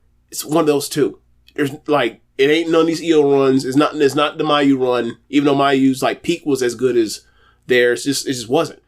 Like the consistency of like you're getting Utami in the red belt and you're getting 4 1/4 or better every single time. It was amazing. And it sucks that she's leaving Stardom because like I thought she was destined to have a second run. I just thought it was destined for her to have a second run. And Zach, better than Bees. I'll say Bees better than Tams. You can't say that because what's Bees best? What is Bees' best title match? What was Bees' best title match? I had to pull her reign. It's been a while. I can't remember. Right, let's see. I can go through it in my head. She won off Kagetsu. That was a great match. Yeah, but that's not her reign. the Reign have it after she pinned. So you got that. You got a match with the title change to Mayu, a match with Azuki, a match with Konami, a match with Momo? Maybe a match with Momo. Yeah, I have to pull up. But yeah, it definitely wasn't, like, the peak of the stuff was not better than, like, the Megan Bayne match, the match with, Mirai, the match with, who was her second title run with? I can't remember, but, like, the peak was not as good, but like either way, both like not the Mayu run, not the Shuri run, not the Shuri run, or not the Utami run, definitely not. Let's see. Thoughts on Like That? We kind of talked about it earlier. It was a good song. Nothing like crazy or anything. But, I saw people saying like it was going nuts. I saw people saying like it's not even just like because of the hoopla. People were like, this is like an all-time Metro Woman beat. I was like, nah. No. Yeah. I mean, I don't know. Maybe because it has a lot more like character than most Metro Boomin beats. But it's the same sample flip from an E40 song. Yeah. But it's like, so like, it's not like some I've never heard this before. I have heard this before. Yeah. It's yeah. They literally looped the same shit up. People were literally putting out like the Lil Wayne freestyle, like putting it up, like because they wanted to hear that. Yeah. Blast Saber Jr. Wait, another Zeke was also top Stardom talent. You want to have singles or tag matches at Forbidden Door. Shuri, Sai Kamatani. A lot of this comes down to who's going to be the champion. Like, if it's going to be, if Mercedes is going to be on the show, which I imagine so, like, it only makes sense for Maya to be on there to get her win back. I don't know how well Shuri does a first run in Stardom.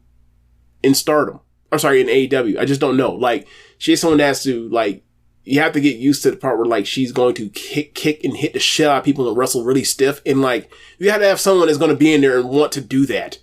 Right, Mercedes has showcased that she's willing to go out there and get that forehead dotted, to get this done. So like, you need someone in there that's really about that shit. So yeah, for me, it'd be Mayu just because of like she just fits. She knows how to wrestle American indie style wrestling or AEW style wrestling. She knows all the tricks.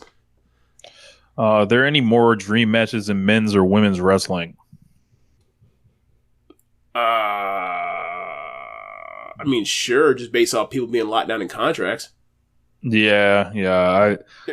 I like AEW has like most people on the rosters. Like, I mean, they just haven't like crossed paths yet. Right. I don't know necessarily.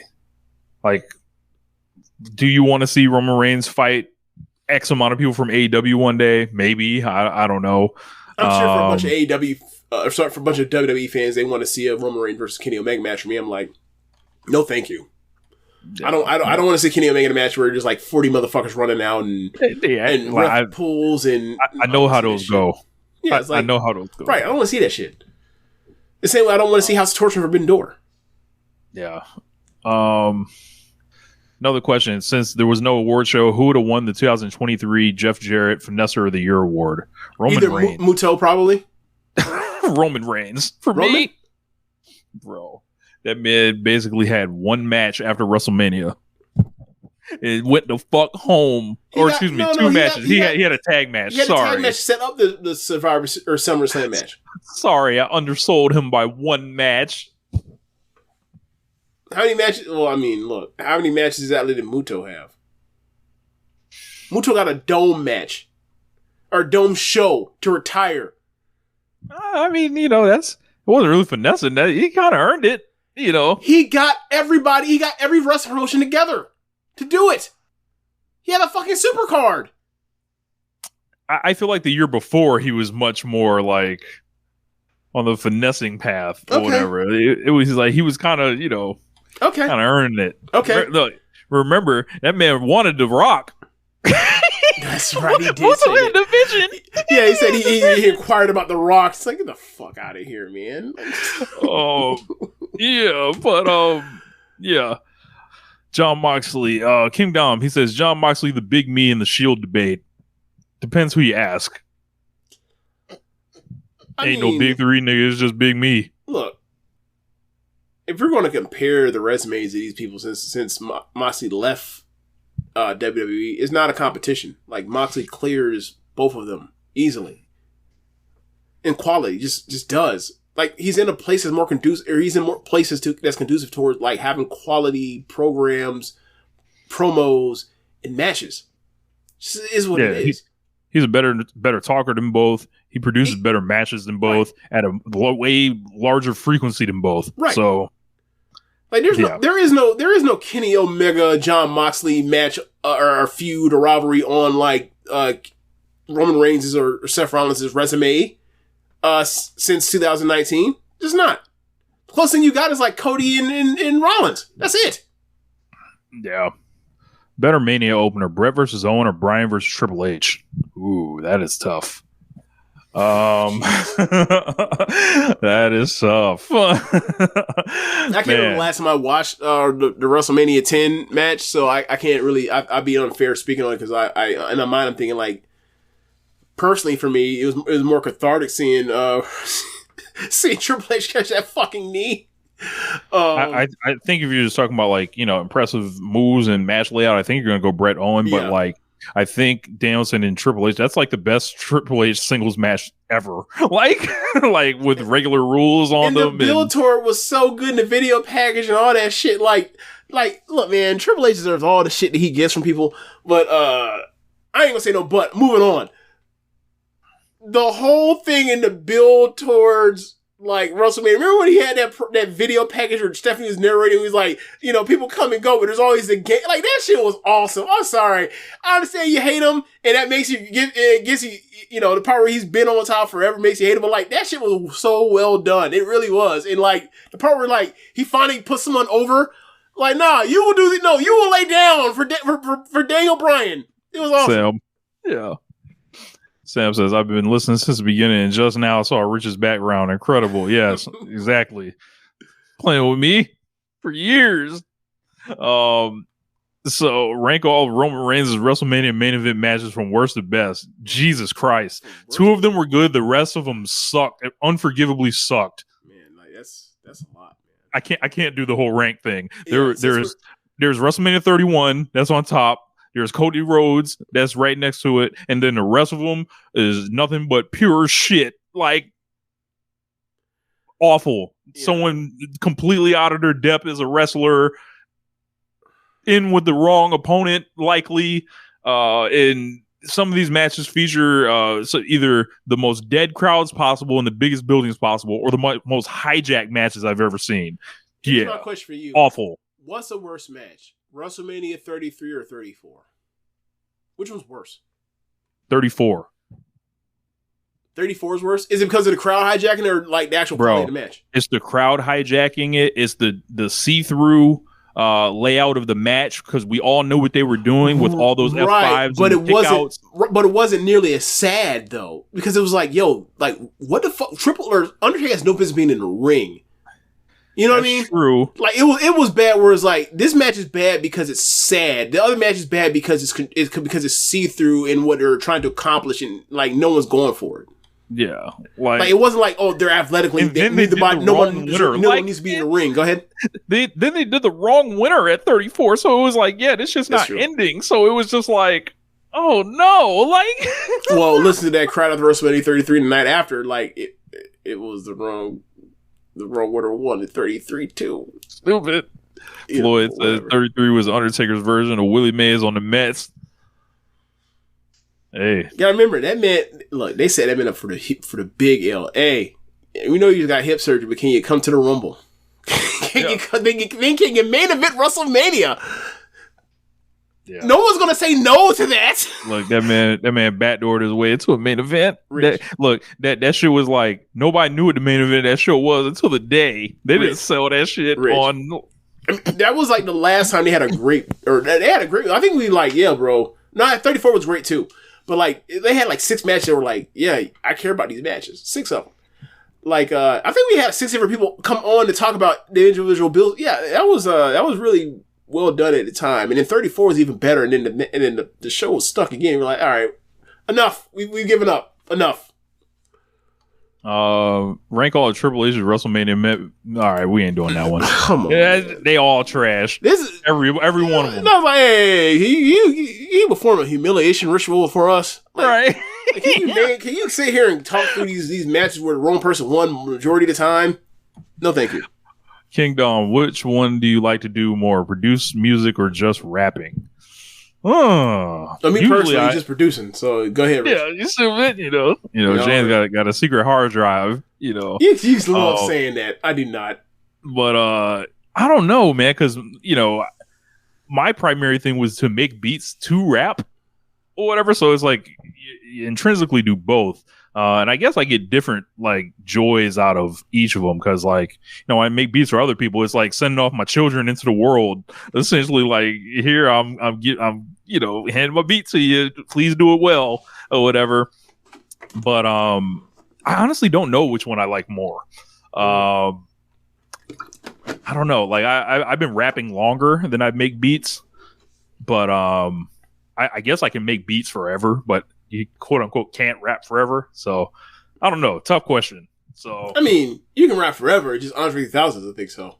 Andre 3000 be like, even if you go out here still scoring 50, you need to stop because you were too old. Like that man has convinced himself. Like nah. That man has handicapped himself. Yeah, cut his own leg off like Mother Joe. Yeah, James, where your beats at, brother? I haven't made a beat since.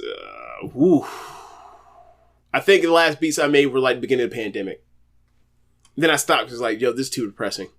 I need to do something else besides just put headphones on. It's been a minute.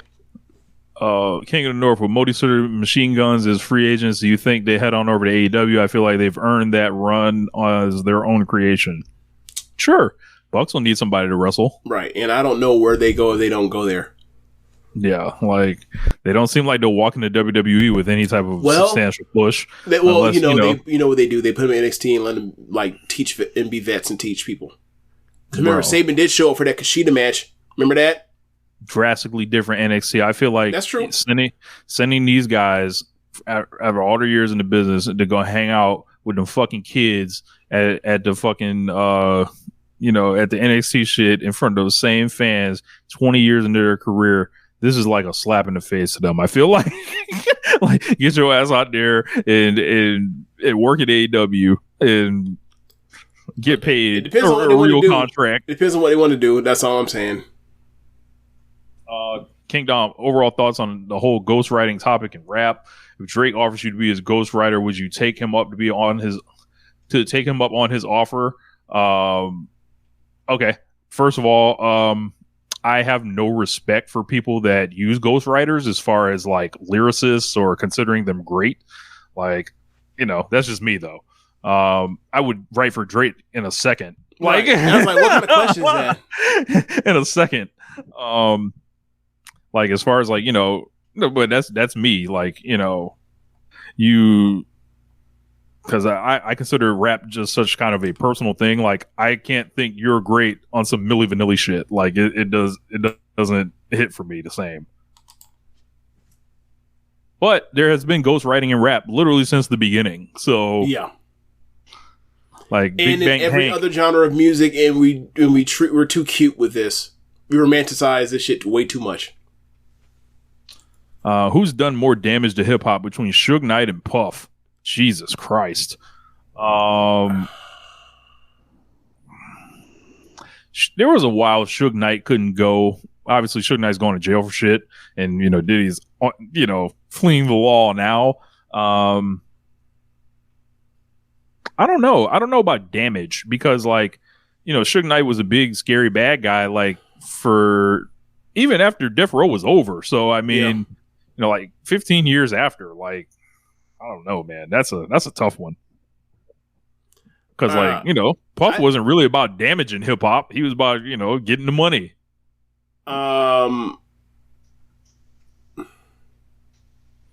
I think I'll go with Puffy.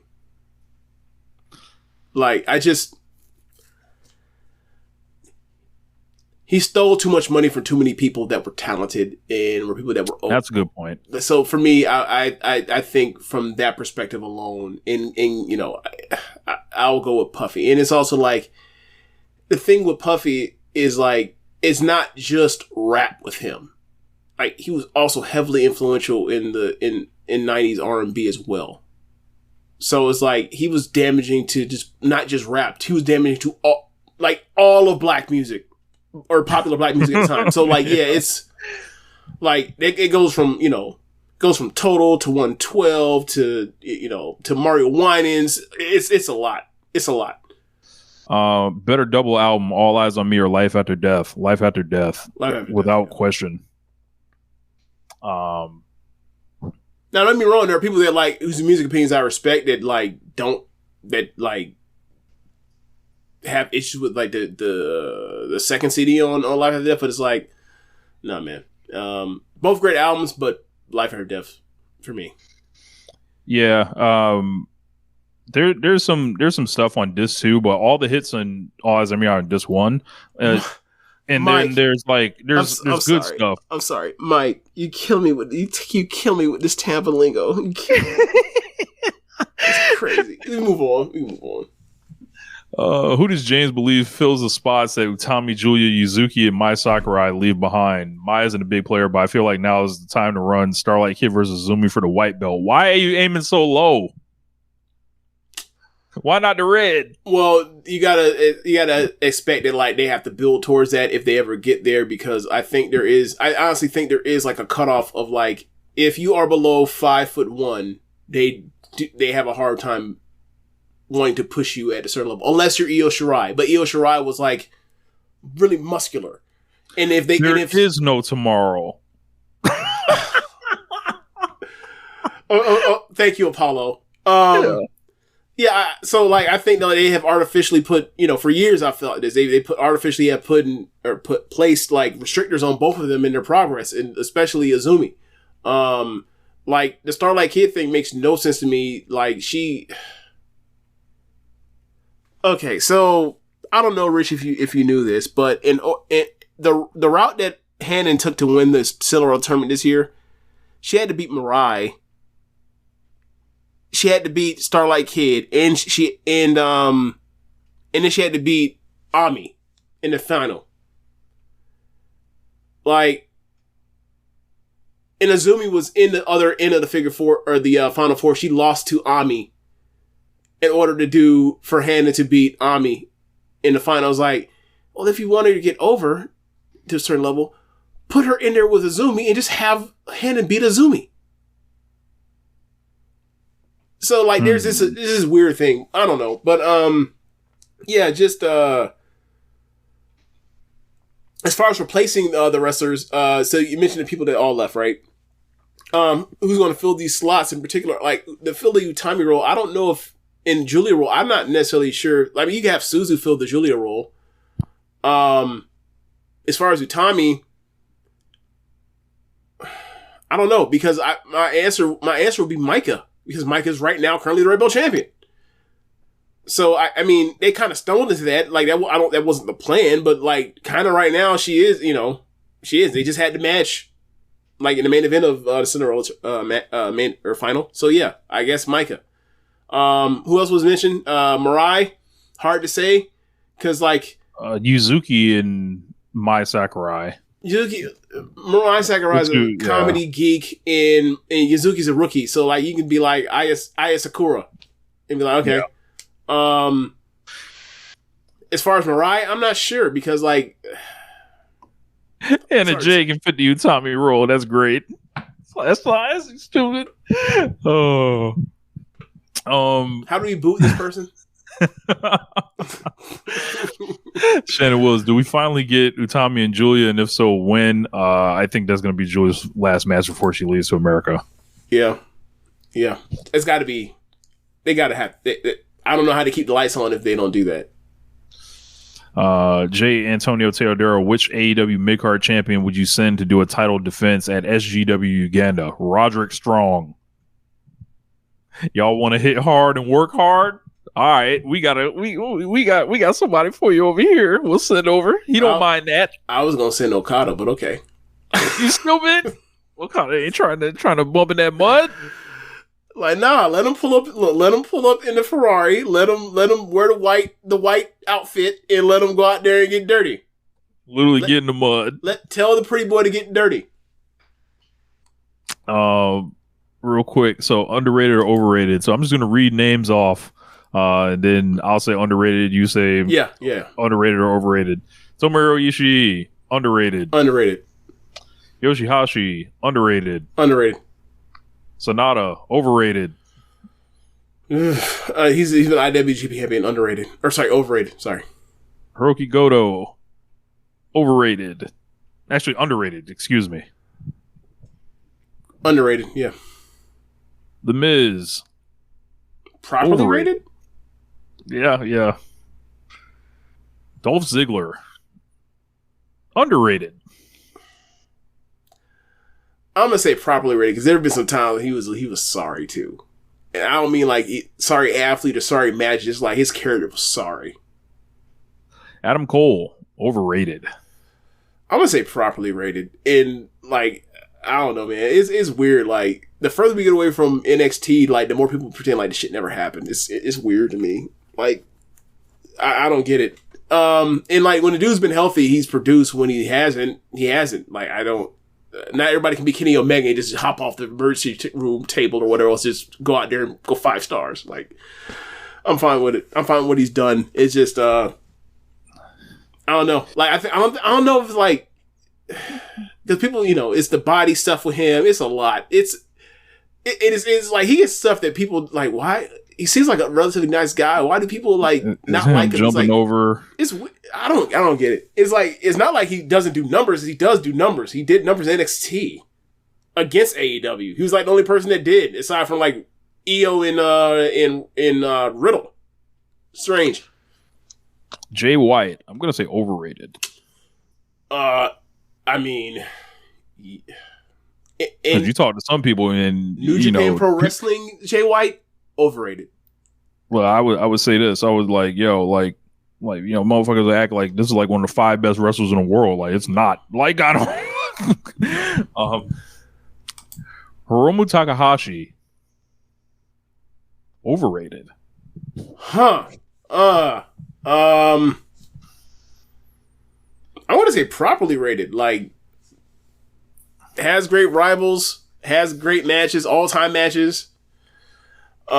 Super over, broke his neck, still great.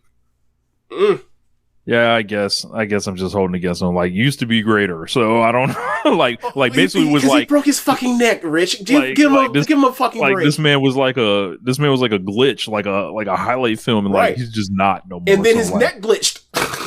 yeah. Fuck. Randy Orton, overrated, easy. Desperado. Underrated so long that he's properly rated. I think he's overrated. Historically, like the whole, Seth Rollins, overrated. Overrated, yeah. Roman Reigns, overrated. Jimmy and Jay Uso. God damn. All right. Overrated. If you're talking about them as like the greatest tag team of all time or something, absolutely not. So if you were comparing them to FTR or the Young Bucks or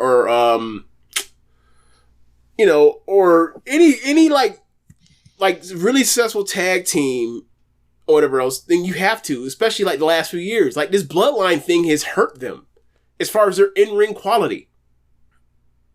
It is like what it is. It's funny because I always thought Jimmy was the leader and then Jay like became the leader. Yeah.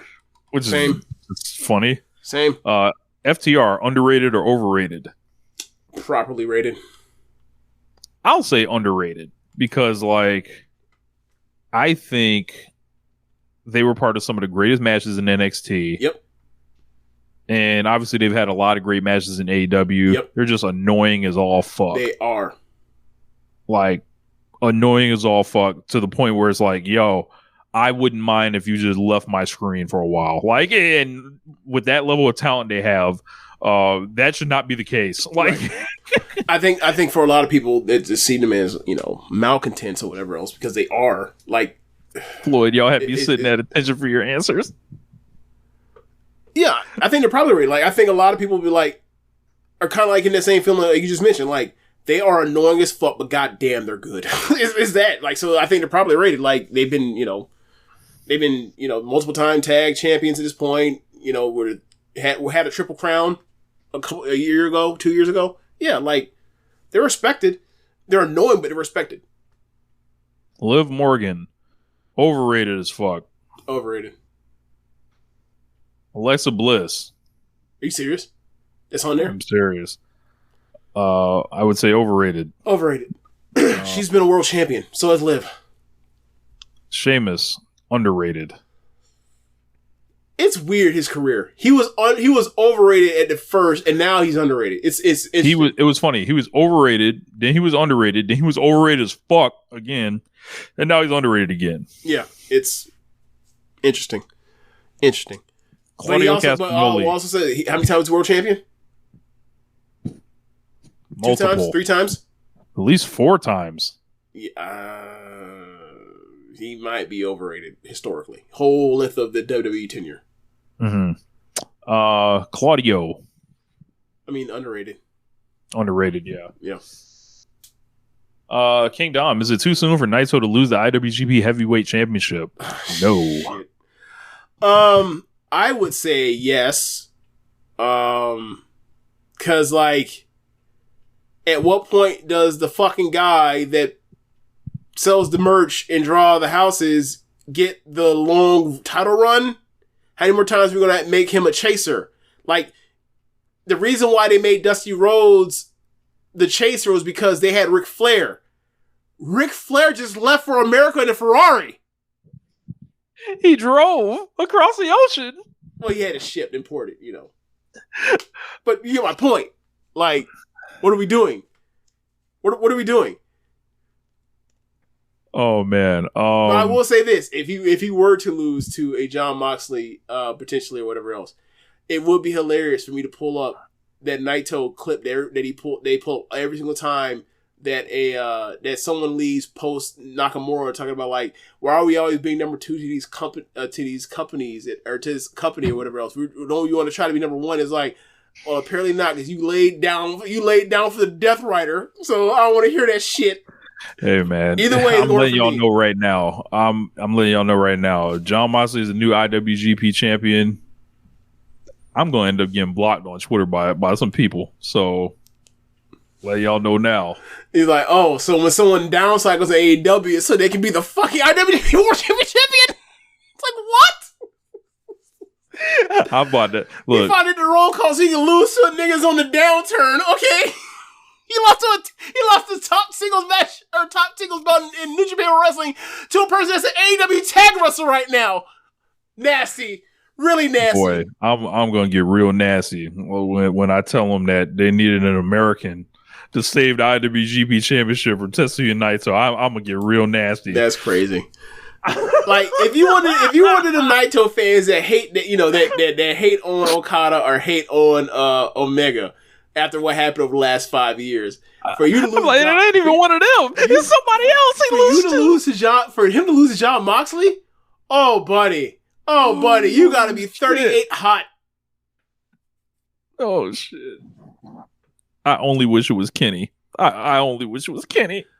Floyd, I'm not disagreeing with you. My point is my point. Because he said Mox elevates any title he has. He does, but it's gonna be hilarious to see these Naito fans. The second that nigga don't make Road to Night 5 in Bipu somewhere, oh boy, they about to get active. Who would you rather party with, Oscar De La Hoya or P. Diddy? I'm going home. Y'all heard how Oscar gets down? Who is this? King Dom homie. Look, I'll say this. I do not have any desire to put on the women's clothing or anything like that. Wait, but here's my question. If I remember correctly, you know that's how Oscar gets down, right? Right, but I don't know if he had other people dress along with him or if it was just him. I can't remember. I feel like if you're at the party with Oscar De La Hoya and the subject comes up, like he may be like, "Do you want to put this shit on?" And I would be like, "Afraid not, sir. I'm going to head out." Well, okay, so I have to be like, "You got some of my size to begin with." Because what? Like, wait, hold on. You mean to tell me you got the XL or double XL just on hand for any occasion? Like, that's wild. He'd be like, yeah, top shelf to the left. Like, once he be like, my face goes from laughing to, all right, I'm out. I gotta go. It's time to go. I'm out this. You know, anyway, like you have fun with that, Oscar. Yeah, I ain't dressing up for nobody of my own. What do you call it? My own consent. Nope. If you see me dressed up crazy, I've been forced. Absolutely not. Yeah. I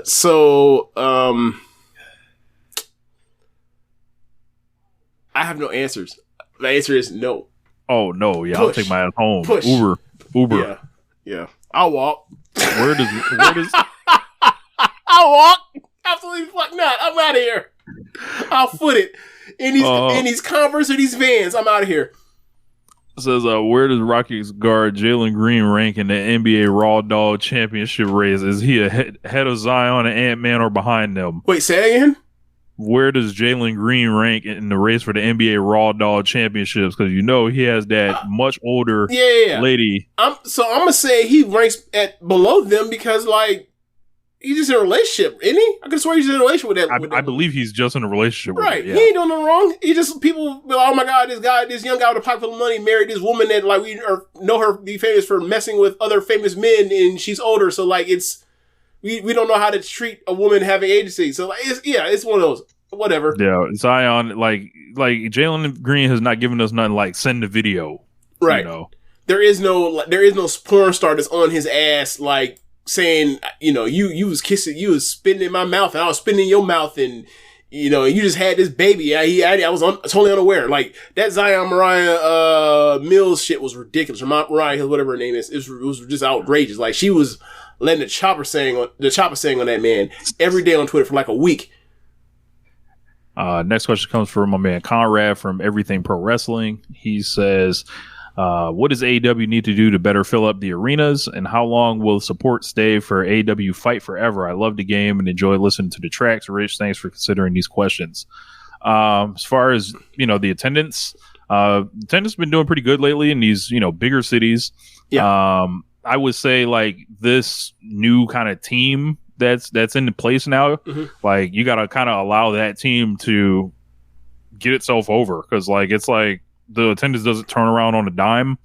That doesn't work how it works for ratings. That doesn't, like, the last thing to typically go is, like, the pay-per-view business or whatever, because that has always remained strong. Yeah. So I think this, we need to let this summer play out. Like, if we're talking about the fall and it's like, yeah, man, they're struggling, like, then I think things need to kind of be, like, readjusted. Yeah, I'm with you. They might want to downsize arenas if it comes down to that. But what I will say is AEW big shows still do well. But yeah, I'm with you on that. I've heard, I have some theories. Obviously, if I had any of these answers, I would not be telling them to you. I'd be telling them to Tony Khan and be collecting a check every 2 weeks. But, we're not there yet. But yeah, like, I feel like if they were to have, one thing or two things announced 2 weeks in advance, that would behoove them. That would do them well. Like, when they announced, the Christian I Quit match with Copeland, that was weeks in advance. It did well. Big Business was announced weeks in advance. It did well. Obviously, it had two gigantic in-ring debut and also a fake surprise debut, but it did well. I would suggest that, like, they kind of get a game plan, because it seems like they have circled the horses around, like, getting these programs into the fire, people to know that, like, this is where we're headed for pay-per-view time more than a month in advance. It's now like, all right, what is the weekly TV going to be 2 weeks in advance? 3 weeks in advance, even if it's just a promo, I think that will help. Or like, okay, we're at this stage in this thing, so we're going to have this kind of confrontation verbally or physically. I think that will help. And I think I've heard Meltzer and Alvarez mention that, and I agree with them because like the wrestling, early NXT in its prime and AEW at the beginning was built on that as like, I know what's going to happen almost 2 weeks in advance. I know there's going to be a one match, one person's going to be here 2 weeks in advance. And he has something to look forward to and build anticipation. It helps. Not to say these shows haven't been great of late, but it definitely helps. I'm going to skip. So not all these questions are probably going to make it in. But let's go to Curry Goat. He said, what are your thoughts on the build to this year's WrestleMania? To me, from the outside looking in, it looks like a disjointed mess. In the space of a few weeks, The Rock has made Rome Monologues 4-year title reign look like a waste of everyone's time. Or has The Rock made it look like a waste of everyone's time? If Cody doesn't win next week, do WWE fans storm the Capitol? Yeah. So I mean, they I guess they're their kingdom. Yeah. I'll start there. If Cody doesn't win next week, they should probably think about closing the company. It would be monumentally dumb if Cody did not leave WrestleMania 40 with the double title thing. It would be dumb. It'd be dumb. It'd be very, very dumb. The Rock has swallowed Roman Reigns up in the aura. Okay. Like TD Jakes, have you ever been swallowed? Like you can't be doing that right now. You can't be doing it at a time like this. And it's so funny that like now they will, much like they've done for other things, try to recast it as the stroke of genius on their part. But like they would have never had the bright idea to turn The Rock heel on their own. Like they were just content at rolling him out there as the same corny guy he's been kind of for a decade. And this is much, I think, more engaging for sure. Oh yeah. As far as like the rest of the build, like I don't know. I like what Drew McIntyre is doing. Yes, but I don't think he's gonna win. I think Seth Rollins. McIntyre did get left laying by Rollins last night. He did. I don't think Rollins impresses me at all. A lot of people were saying the only really good thing about this whole thing has been The Rock. Everything's been so convoluted. The hottest thing they're building up is a match that is not scheduled, which is Cody versus The Rock. Yes, I think Cody has done well too.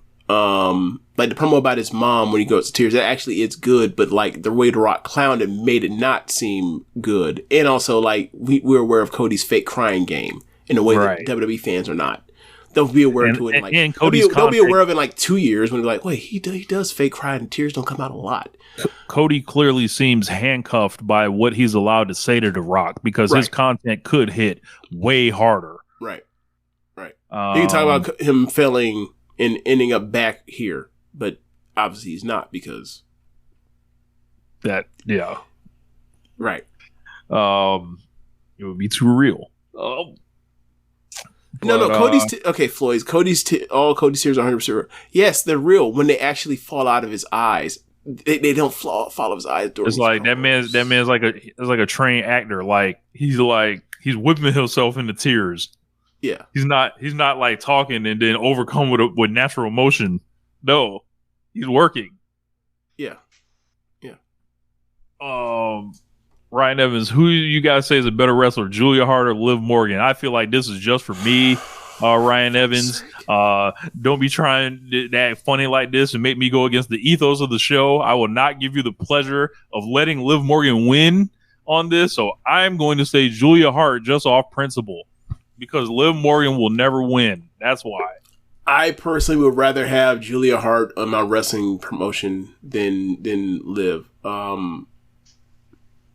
She's younger, therefore has more room to grow. And like, she is when they're both at their best, right? It is Julia Hart wrestling Chris Statlander or it's Liv wrestling Rhea. I think Rhea's better than Stat. So, you know what I'm saying? So I give the nudge to Julia in that sense. Appreciate you standing by me here. Okay. This is a weird one, King Dom. King Dom is sending us some weird ones. How would these artists do in a versus battle against Michael Jackson? Marvin Gaye. Marvin Gaye would lose.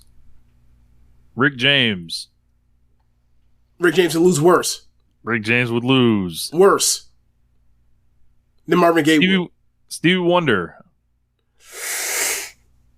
I've never listened to Stevie Wonder like that. And actually, I'm not much of a fan of Stevie Wonder.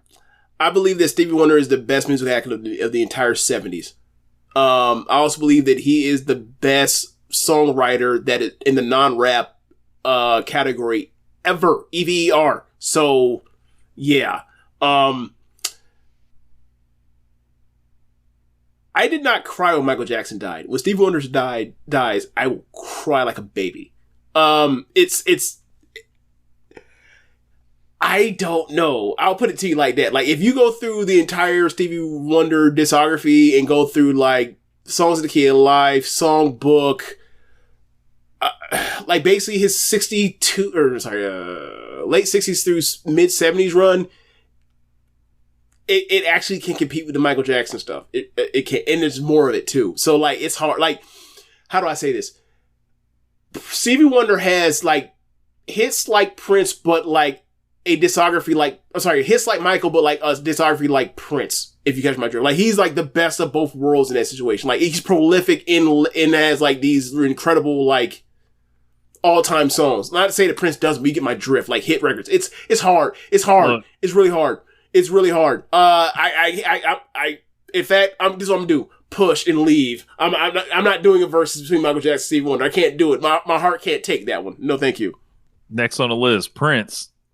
Ooh, I think Prince got too much, bro. He got other people's music. Okay. Here's the problem with Prince. We don't know what Prince will play. There's that, and there's also the part where it's like Prince will say, "Fuck you! I'm playing everything from 2002 to 2005. Go to hell." Right. Prince will be like, "Yeah, I'm not playing anything on Purple Rain or 1999." It's like, what are you doing? It's hard. Like, I'm just gonna play the Batman album. Like, what the fuck? All right. Yeah.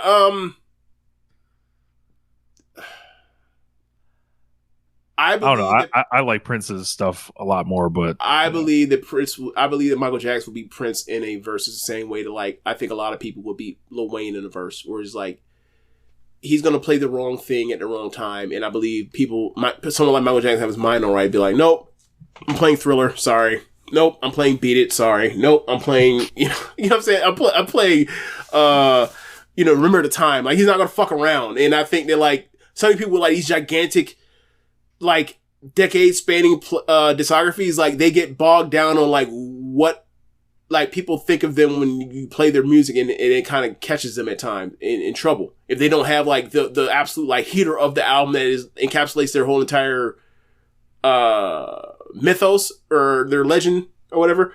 And Prince has that, because, like, Prince has a bunch of classics, same way Michael's does, but, like, Michael's not going to be like, I'm going to play something off the Invincible album. He's not going to do that. He's not. Usher. I think Usher gets stomped out. Michael walks him. Like, Michael walks him. No offense to Usher, but he gets walked. Lionel Richie gets destroyed. Walked even worse than Usher, even including the Commodore stuff. Whitney Houston. So, are we performing?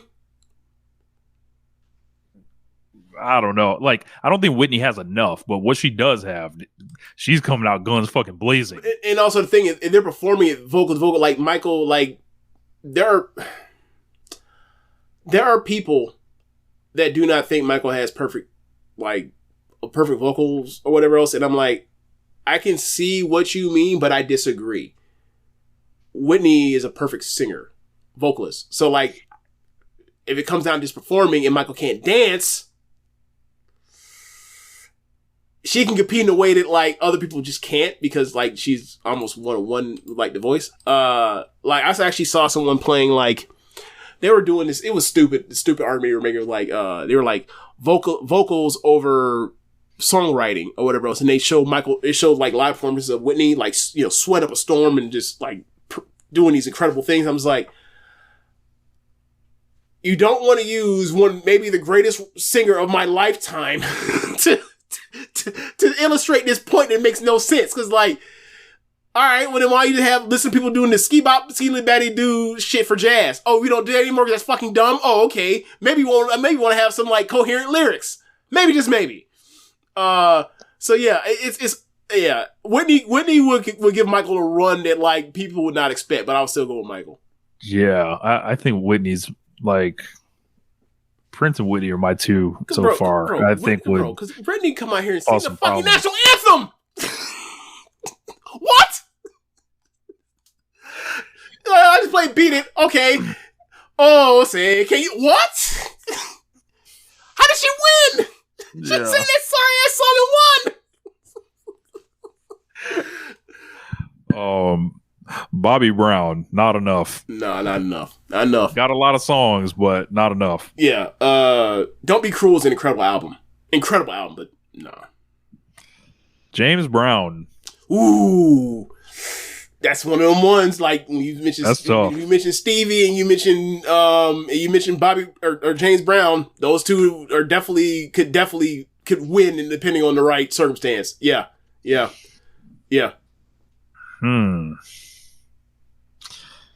Mariah Carey. That is very tough. Lots of hits. Lots of great singing. She has a lot of hits. Her career has basically tracked longer.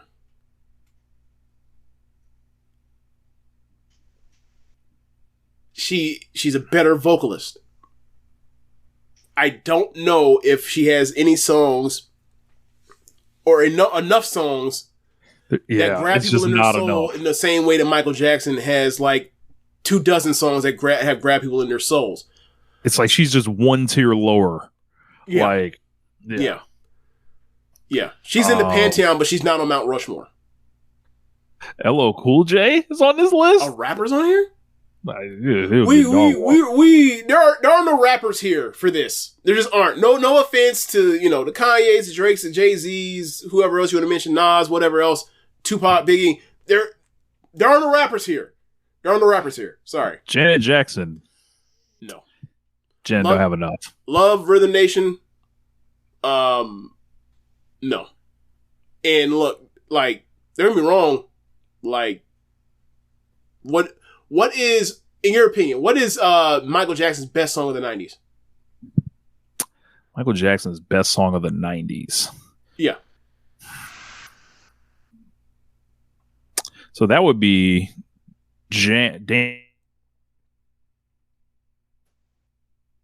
Hold on, you broke up a little bit. Dangerous. I said that would be Dangerous and After, right? Yeah. In history. Guess you gotta say like. Is it Scream, right? You gotta say Scream, right? Jimmy Jam and Terry Lewis, like they produced that. That is Janet's folks producing that for Michael. You know what I'm saying? Like, so it's like, I don't know. Like I have kind of recently, like in the last year or so, kind of gone through the Janet stuff from the 90s, for example. So like for me, like, I have I liked this stuff when it was out, but it wasn't like it, but I was just too young for it. So I'm getting more appreciation for it now because it still works. But you could probably say you could argue you are not alone. You could, but then you remember who wrote it. Yeah, and produced it, and you're like, never mind that. Speaking of the last person on this list, God damn it, he's on Kelly. Fuck. Okay, R. Kelly probably does better on this than Usher does, but he still loses. And the only thing that would make him more competitive is the fact where he does the rap singing shit and says ridiculous shit. I think R. Kelly could stumble into playing the wrong thing. Like, there's that temptation, but bro, oh my God, I'm trying to, like, obviously separate the art from the artist, but the art is the artist here. So that's always difficult, but I'm just saying, R. Kelly or Michael Jackson, like, what would happen when we drop him in, a fucking arena where people don't give a fuck? They just want to hear the music. Uh-huh. I think it could be a long night for Mike.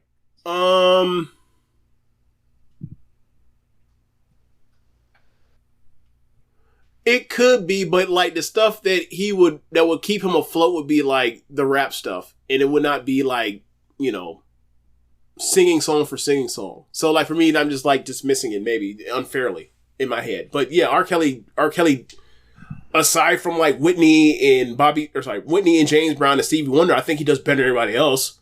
Well, maybe Mariah. Maybe. But like those are people that actually giving him some competition where it's like, oh, he's not walking, or Mike's not walking this person with like winning like 15 books. And let's get into our last question. I'm gonna wrap this up with Sir Sam. If you could pick a wrestler to shout out your podcast on live TV, who would it be? He's got 3 questions. Wrestler, The Rock, the final boss. That's the obvious answer. Like, more people will come see it. Right. Like, how, now it's really nasty for the reason why he asked about the shout outs on podcasts. He's talking about the CM Punk shit that he did with talking about the Rogue shit Cornette thing. He picked that up. That's the reason. That's the only reason why he asked that. He's nasty with that one. But yeah. So the answer has to be The Rock, the same way that, like, how Meltzer basically took away the best box office thing awards every year. He's like, it can't be people just doing opinion. It has to be fact. It's like, it's The Rock. The answer is The Rock. Period. Dwayne Johnson. Yeah. Yeah, but that CM Punk shouting out to Jim Cornette stuff, like, nasty. Very nasty. And also, there are a lot of people that like to deny a lot of things about the Collision era and the philosophies of it. Here to tell you, most of the rumors that you hear, they're true. Then I'll leave it at that. Nif Mang said Tam McConnell shouting out One Nation Radio. That would be fucking hilarious. Off the back of the bracket, Floyd and I ran for the AEW entrance themes. Who do you think has the best entrance music in AEW? We had Big Pressure win our bracket. That's not a bad choice. Sting just laid it down. Wait, Sting's music or the Metallica Seek and Destroy? They didn't put Sting in the tournament. Oh, okay. Like, they used the bracket that AEW put out, and it was Battle Cry and Judas, Big Pressure versus Darby's theme, Hangman's theme versus I don't remember. And then it was FTR versus Tony Storm's theme for whatever reason. And then that was the tournament. Then was Hangman. There? Oh, it was Adam Cole. No. Oh, if it was in, it would win. All about the boom. Like, so, like, I don't know. Terrible lyrics. Yeah, bad lyrics. Terrible lyrics.